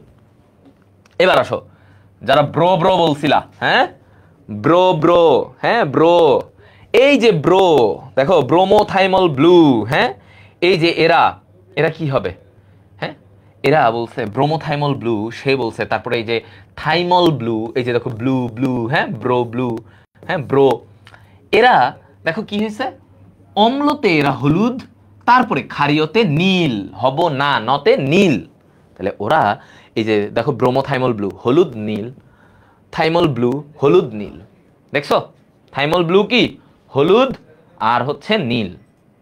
হ্যাঁ, আচ্ছা এইটা গেল।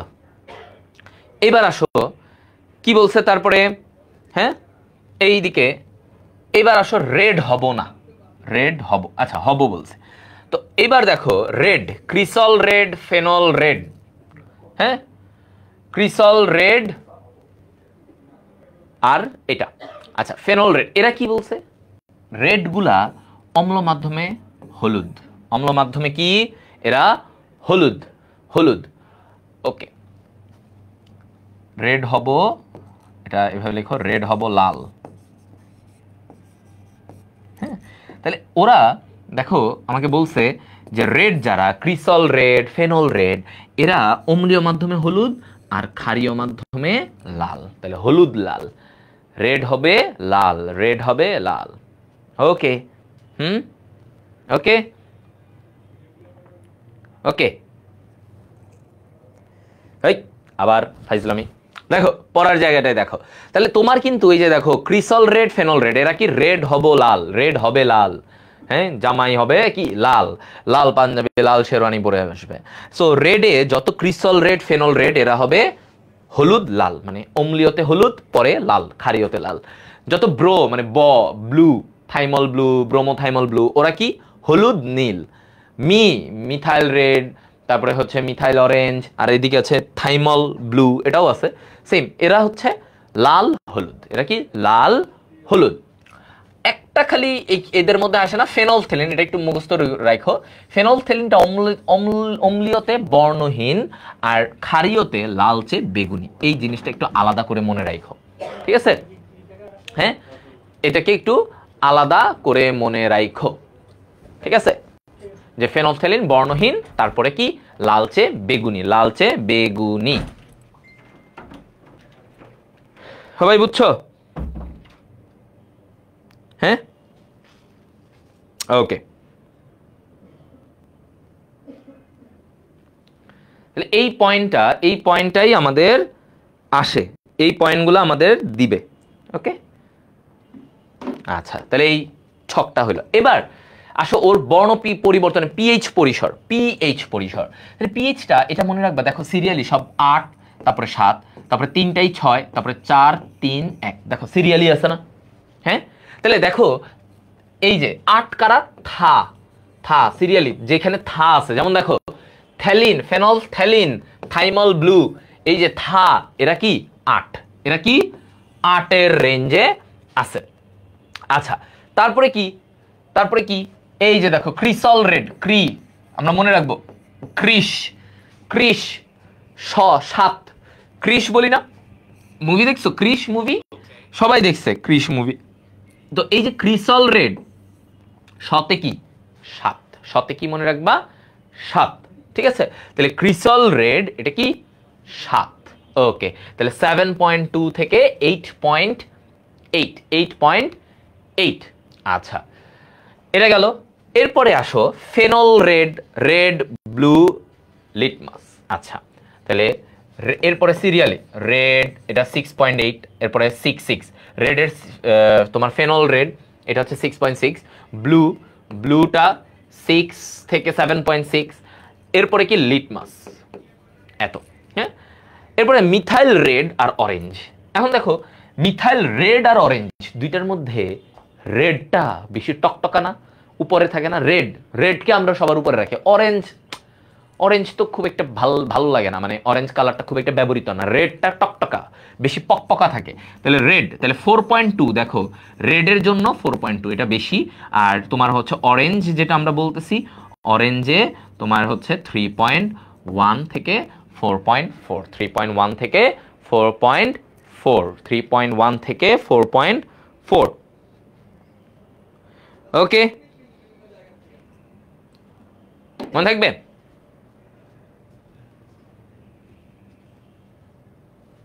এবার আসো, তাহলে অরেঞ্জটা এই জন্য একটু কম 3, আর থাইমল ব্লু আরো কম, থাইমল ব্লু এর এটা হচ্ছে 1.2 থেকে 2.8। তাহলে এটা একটু সিরিয়াল দিয়ে মনে রাখবা, থাগুলা সব 8, ক্রিশ 7, রেড, ব্লু, লি, হ্যাঁ রেবুলি। তাহলে ব্লু 6, রেড এরাও 6.8 থেকে 8.4, লিটমাস 6 থেকে 8, এই রেঞ্জের এগুলা। রেড হচ্ছে এরপরে মানে যেটা মিথাইল রেড, এরা হচ্ছে মিথাইল অরেঞ্জের থেকে একটু বেশি 4.2, মিথাইল অরেঞ্জটা 3 এর পয়েন্টে থাকবে। আচ্ছা, প্রশমন বিন্দু এগুলো আমরা পড়ে ফেলছি, এগুলো নিয়ে আমাদের আর কোনো কিছু নাই। এখন এই জায়গায় টাইট্রেশনের কয়েকটা ব্যাপার আমাদের মধ্যে একটু লাগে, যে দেখো টাইট্রেন্ট বা টাইটার কি, যার দেখো এই যে টাইট্রেশনে প্রমাণ দ্রবণ বা জ্ঞাত ঘনমাত্রার দ্রবণটিকে টাইট্রেন্ট বা টাইটার বলে। টাইটার, টাইট্রেন্ট, এটা কারা? যার ঘনমাত্রাটা আমি জানি। আমরা টাইট্রেশনে একটা জানা ঘনমাত্রা থাকে, একটা অজানা থাকে। তাহলে জানাটা হচ্ছে টাইটার, আর যেটা অজানা মানে অজানা টাইট্রেন্ড, এন্ড, ঠিক আছে, এন্ড টাইট্রেন্ড বা টাইট্রেট, এটা হচ্ছে অজানা থাকে। তাহলে আমরা যেটা জানা দ্রবণ সেটাকে কোথায় নেই? সেটাকে নেই হচ্ছে বুরেটে, মানে অর্থাৎ টাইটারটাকে আমরা বুরেটে নিব, ঘন মানে যেটা জানা ঘনমাত্রা। আর অজানা ঘনমাত্রাটাকে আমরা নেই কোথায়? কনিক্যাল ফ্লাস্কে। এই যে ব্যাপারগুলা, তথ্যগুলা, এই তথ্যগুলা আমাদের অনেক বেশি আসে মেডিকেলে, যে কনিক্যাল ফ্লাস্কে কোনটা নিব, অজানা না জানা? অজানা। অজানাটাকে কি বলে? টাইট্রেন্ড, এন্ড টাইট্রেন্ড, ঠিক আছে? এই তথ্যগুলা আমাদের মেডিকেলে দিবে। আচ্ছা, প্রাইমারি স্ট্যান্ডার্ড পদার্থ, সেকেন্ডারি স্ট্যান্ডার্ড পদার্থ তোমাদের অলরেডি এটা বলে ফেলছি। এগুলার থেকে কিভাবে প্রশ্ন আসে, কি আসে, এগুলো আমি তোমাদেরকে বলা হয়ে গেছে। আচ্ছা, এখন এই জায়গায় একটা জিনিস খালি খেয়াল রাখবা, যে কি কি লাগে, যে আয়োডিমিতি, তোমাদের তো থিওরি টিউরি এসব আসবে না, আয়োডোমিতি আর আয়োডিমিতি। দেখো কি মনে রাখবা, আয়োডিমিতিতে, ঠিক আছে, এখানে আমার প্রমাণ আয়োডিন দ্রবণকে বুরেটে নেওয়া হয়, ঠিক আছে, প্রমাণ আয়োডিন দ্রবণকে বুরেটে নেওয়া হয়। আর এই জায়গায় দেখো প্রমাণ আয়োডিন দ্রবণের সাহায্যে সোডিয়াম থায়োসালফেট, সালফাইট এগুলাকে ব্যবহার করি। তার মানে কাকে ব্যবহার করি এবং কোনটাকে বুরেটে নেওয়া হয়, আমাকে এটা মনে রাখতে হবে। ওটা হচ্ছে আয়োডিমিতি। আর আয়োডোমিতিতে আমার বুরেটে নেওয়া হয় কোনটা? থায়োসালফেট, প্রমাণ থায়োসালফেটকে বুরেটে নেওয়া হয়। তাহলে আমরা মনে রাখবো আয়োডো, ডো, এই জায়গাটাতে আমার থায়োসালফেট নেই। আর আয়োডিমিতিতে আয়োডিনটাকেই বুরেটে নেওয়া হয়। কোনটাকে বুরেটে নেই? আয়োডিনটাকেই বুরেটে নেওয়া হয়। ওকে,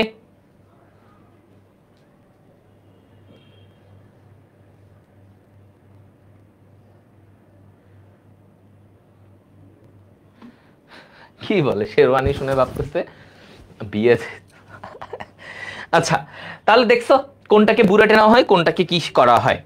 আচ্ছা, তো এই প্রক্রিয়ায়, আয়োডোমিতি প্রক্রিয়ায় আমরা জারক পদার্থ যেমন এই যে কপার সালফেট, পটাশিয়াম ডাইক্রোমেট ইত্যাদির পরিমাণ নির্ণয় করতে পারি। তাহলে আয়োডোমিতির মাধ্যমে আমরা এই যে বিভিন্ন সালফেট, পারম্যাঙ্গানেট এগুলাকে আমরা নির্ধারণ করতে পারি। আচ্ছা, টিংচার আয়োডিনটা কি? টিংচার আয়োডিন মৌলটি হলো একটা আয়োডিন, এটা জারক হিসেবে ধনাত্মক ধাতব মৌল থেকে ইলেকট্রন গ্রহণ করে আয়োডাইড আয়ন রূপে এর অষ্টক ইলেকট্রন বিন্যাস লাভ করে। টিংচার আয়োডিন মূলত একটা আয়োডিন এবং এটা জারক হিসেবে এখানে কাজ করবে। আচ্ছা, এখানে আর তেমন এগুলার কিছু নাই। এখানে আমরা বিয়ারের লটা একটু পড়বো। হ্যাঁ, বিয়ার ল্যাম্বার্টের সূত্র। আচ্ছা, ল্যাম্বার্টের সূত্র এটা হচ্ছে আলোক যখন প্রবাহিত হয়, এই যে ধরো একটা দ্রবণের দিয়ে আলোক প্রবাহিত হচ্ছে, এবং আমরা এটা মনে রাখবো ল্যাম্বার্ট, হ্যাঁ, ল্যাম্বার্ট, লেন্থ, লেন্থ, ল্যাম্বার্ট, এলতে কি লেন্থ, হ্যাঁ, ল্যাম্বার্ট। তাহলে এইখানে ওর কি বলছে, এই জিনিসটা ল্যাম্বার্টের সূত্রে এটা কার সাথে সম্পর্কিত থাকবে? ওর প্রস্থের সাথে, ওই দ্রবণের প্রস্থের সাথে এটা কানেক্টেড, ল্যাম্বার্টের সূত্র। অ্যান্ড বিয়ারের সূত্র, বিয়ারটা কি বলতো? হ্যাঁ, বিয়ার কি? বিয়ার হচ্ছে ওই যে আমরা বিদেশে বলে না বিয়ার, ঘন, হ্যাঁ, একটা ঘনমাত্রা, একটা অ্যালকোহল, তাই না, বিয়ার। তাহলে বিয়ার সাহেবের যে সূত্রটা সেটা সেখানে কি বলছে? ওর ঘনমাত্রার সাথে সম্পর্কিত। কার সাথে? এই যে ঘনমাত্রার সাথে সম্পর্কিত। এবং বলা হচ্ছে ওর ঘনমাত্রার সাথে ওই যে আলোটা যে বের হবে, এই যে দেখো বিয়ারের সূত্র, কোনো দ্রবণের মধ্য দিয়ে একবর্ণী আলোক তরঙ্গ প্রবাহিত করলে দ্রবণের ঘনমাত্রার সাথে আলোক তীব্রতার হ্রাসের হার, হ্যাঁ, হ্রাসের হার আলোক তীব্রতার সমানুপাতিক হয়। তার মানে এই যে ওর হ্রাস হবে, তীব্রতাটা যে হ্রাস হবে, ধরো একটা দ্রবণ দিয়ে আলো যাচ্ছে, ওই আলোটার যে তীব্রতাটা কমবে, এই তীব্রতা কমাটা কার উপরে নির্ভর করে? বিয়ারের সূত্র অনুযায়ী ঘনমাত্রার উপরে। আর এই সেম জিনিসটা যখন দ্রবণের পুরুত্বের উপরে, পুরুত্ব, দ্রবণের পুরুত্বটা কেমন সেটার উপরে নির্ভর করে, তখন এটাকে বলছে ল্যাম্বার্টের সূত্র। মানে ল্যাম্বার্ট ওটা ব্যাখ্যা করছেন। হ্যাঁ, ওকে, মনে থাকবে। এই জিনিসটা। তাহলে আমাদেরকে বিয়ারের সূত্র, ল্যাম্বার্টের সূত্র, দুইটা জাস্ট কোনটা কার সাথে, বিয়ারটা ঘনমাত্রা, ওই যে বিয়ার অ্যালকোহল মনে রাখবো, এটা ঘনমাত্রার সাথে, আর ল্যাম্বার্ট লেন্থ, তার মানে পুরুত্ব, এভাবে এটার সাথে মনে রাখবা। আচ্ছা, এখানে এগুলা কিছু এত দেয় না, সূত্র টুত্র তোমাদের আসে না, ঠিক আছে। এখানে কিছু উপাদান আছে, যেমন আমার এটা প্রয়োগ করে স্পেকট্রোমিটার দ্রবণে ঘনমাত্রা নির্ণয় করা যায়। তো এই যে স্পেকট্রোমিটারের ঘনমাত্রা, এগুলা কি কি কি ব্যবহার করা হয়, এগুলা একটু তোমাকে জানতে হবে। যে ইউজি ভিজিবল স্পেকট্রোমিটার, এগুলা কথা বলা হচ্ছে, এগুলা জানবা। বিয়ার ল্যাম্বার্ট সূত্রের সীমাবদ্ধতা নিয়ে একটু জানবা, যে কি কি সীমাবদ্ধতার কথা এখানে বলছে। যে এই দ্রবণের ঘনমাত্রা 0.001 থেকে 0.1 মোলার মধ্যে এটা কার্যকর হয়। তাহলে কি বলছে, 0.001 থেকে 0.01 এর মধ্যে কার্যকর হয়। আচ্ছা, দ্রবণে যদি এই সংযোজন বিয়োজন ঘটে, তাহলে এটা প্রযোজ্য হবে না, মানে দ্রবণে কোনো সংযোজন বিয়োজন ঘটা যাবে না। একবর্ণী আলো ব্যবহৃত না হলে এটা কাজ করবে না। একবর্ণী আলো দিতে হবে, একটা বর্ণ।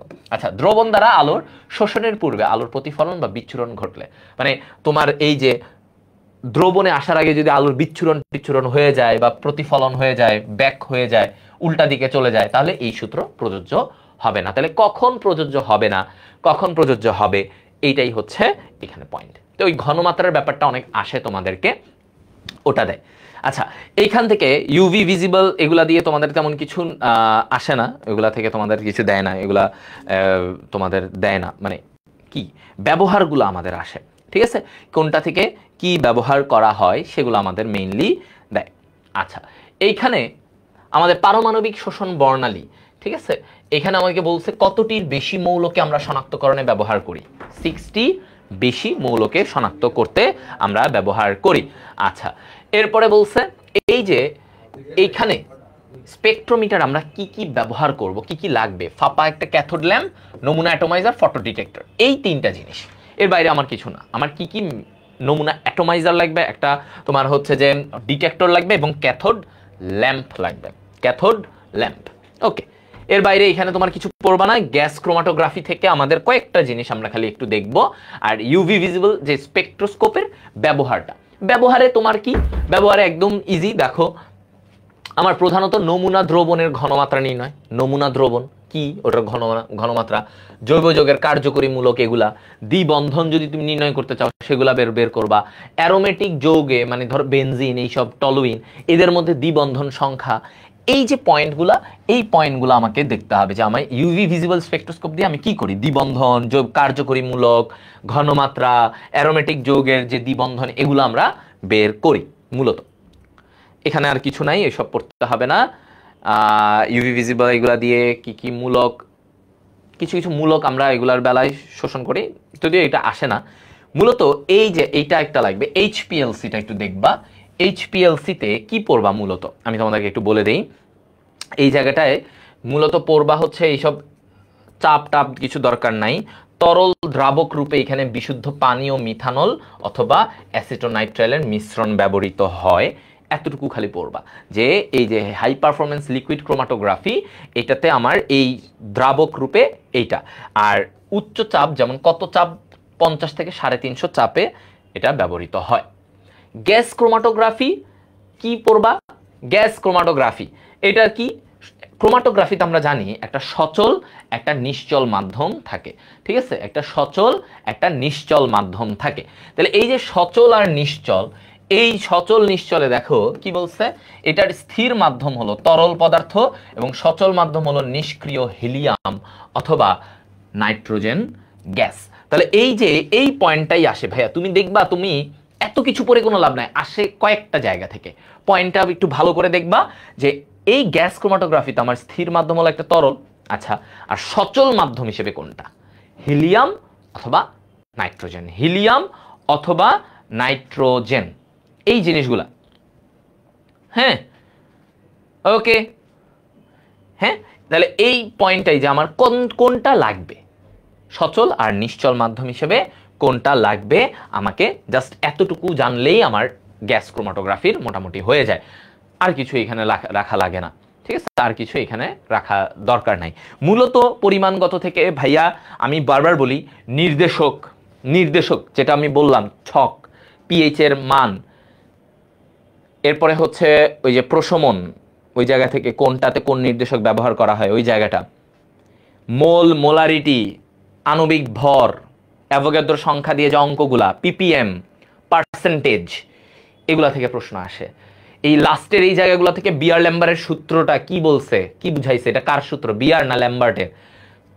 আর টুকটাক যে পয়েন্টগুলা ভাই বললাম, ব্যবহারগুলা, যে কিছু মানগুলা, হাবিজাবি মান পড়া লাগবে না, ইম্পর্টেন্ট কয়েকটা মান পড়তে হবে, ইম্পর্টেন্ট। হ্যাঁ, আরে আমার বিয়ে নিয়ে পড়ে আছে বেটা, পড়াশোনা নিয়ে পড়। ও বসে আছে ভাই, আপনার বিয়ে তো কবে করবেন? আচ্ছা, পড়াশোনা করো। এরপরে হচ্ছে এই মানগুলা লাগবে, এবং তোমার ওভারঅল যে আমরা তখন পড়লাম যে জারণ সংখ্যা বের করা, জারক কোনগুলা, বিজারক কোনগুলা, এই জায়গাগুলো থেকে আসে। আর তোমাদের তো বেসিকটা, এইচএসসির বেসিক তো থাকাই লাগবে যে ভাই একটা বিক্রিয়ায় এটা থেকে যে জারণ হইতেছে, ইলেকট্রন যে 2+ থেকে 4+ হইলো, এটা মানে কি? জারণ, তাই না? তাহলে এই যে এই বিক্রিয়া যে জারণ হইলো, বিজারণ হইলো, এগুলো তোমরা মানে একাডেমিক লেভেলে পড়ো, এই বেসিকটা তো তোমরা জানো যে একটা থেকে জারণ হইলো, একটা থেকে বিজারণ। তো কোনটা তোমাকে যেরকম দিলে যে এটাতে কি হচ্ছে জারণ, এটাতে বিজারণ, এগুলো যদি না পারো তাহলে তো হবে না। বাট এই ধরনের প্রশ্ন ওইভাবে বিক্রিয়া দিয়ে প্রশ্ন দেয় না খুব একটা, যে বিক্রিয়া দিলাম এবার বলো, ওগুলো এইচএসসিতে আসে। তবে তোমাকে এগুলো একটু ধারণা রাখাটা ভালো, ভালো, নিজেকে সেফ, ঠিক আছে? হ্যাঁ, তো এই জিনিসগুলো একটু ট্রাই করবা, একটু সুন্দর করে। ভাইয়া এই ক্লাসটা তোমাদেরকে গুছায় দিছি, এই ক্লাসের মাধ্যমে তুমি কিন্তু নিজের, আমি ম্যাথমেটিক্সের প্রশ্নগুলো দেখাই দিছি, যা যা আসে, যেই প্যাটার্নের প্রশ্ন আসতে পারে মেডিকেলের জন্য, সব কিছু তোমাদেরকে দেওয়া হয়ে গেছে। এই লেকচার পিডিএফটা ক্লাসের ক্যাপশনে পেয়ে যাবা, পরবর্তীতে মানে 1 ঘন্টার মধ্যে আপলোড হয়ে যাবে পিডিএফটা। তো তোমরা এগুলো যদি ভালো করে পড়ো ভাইয়া, তোমাদের আর আসলে আমার মনে হয় তোমাদের কোনো ধরনের সমস্যা হবে না, ঠিক আছে? তো আজকে এতটুকুই, ইনশাল্লাহ আগামীকালকে ফিজিক্স হবে, এবং এর পরের দিন জিকে হবে, তারপরে তোমাদের রাইজিং স্টার এক্সাম হবে। তো সেই পর্যন্ত সবাই ভালো থাকো, সুস্থ থাকো, আল্লাহ হাফেজ।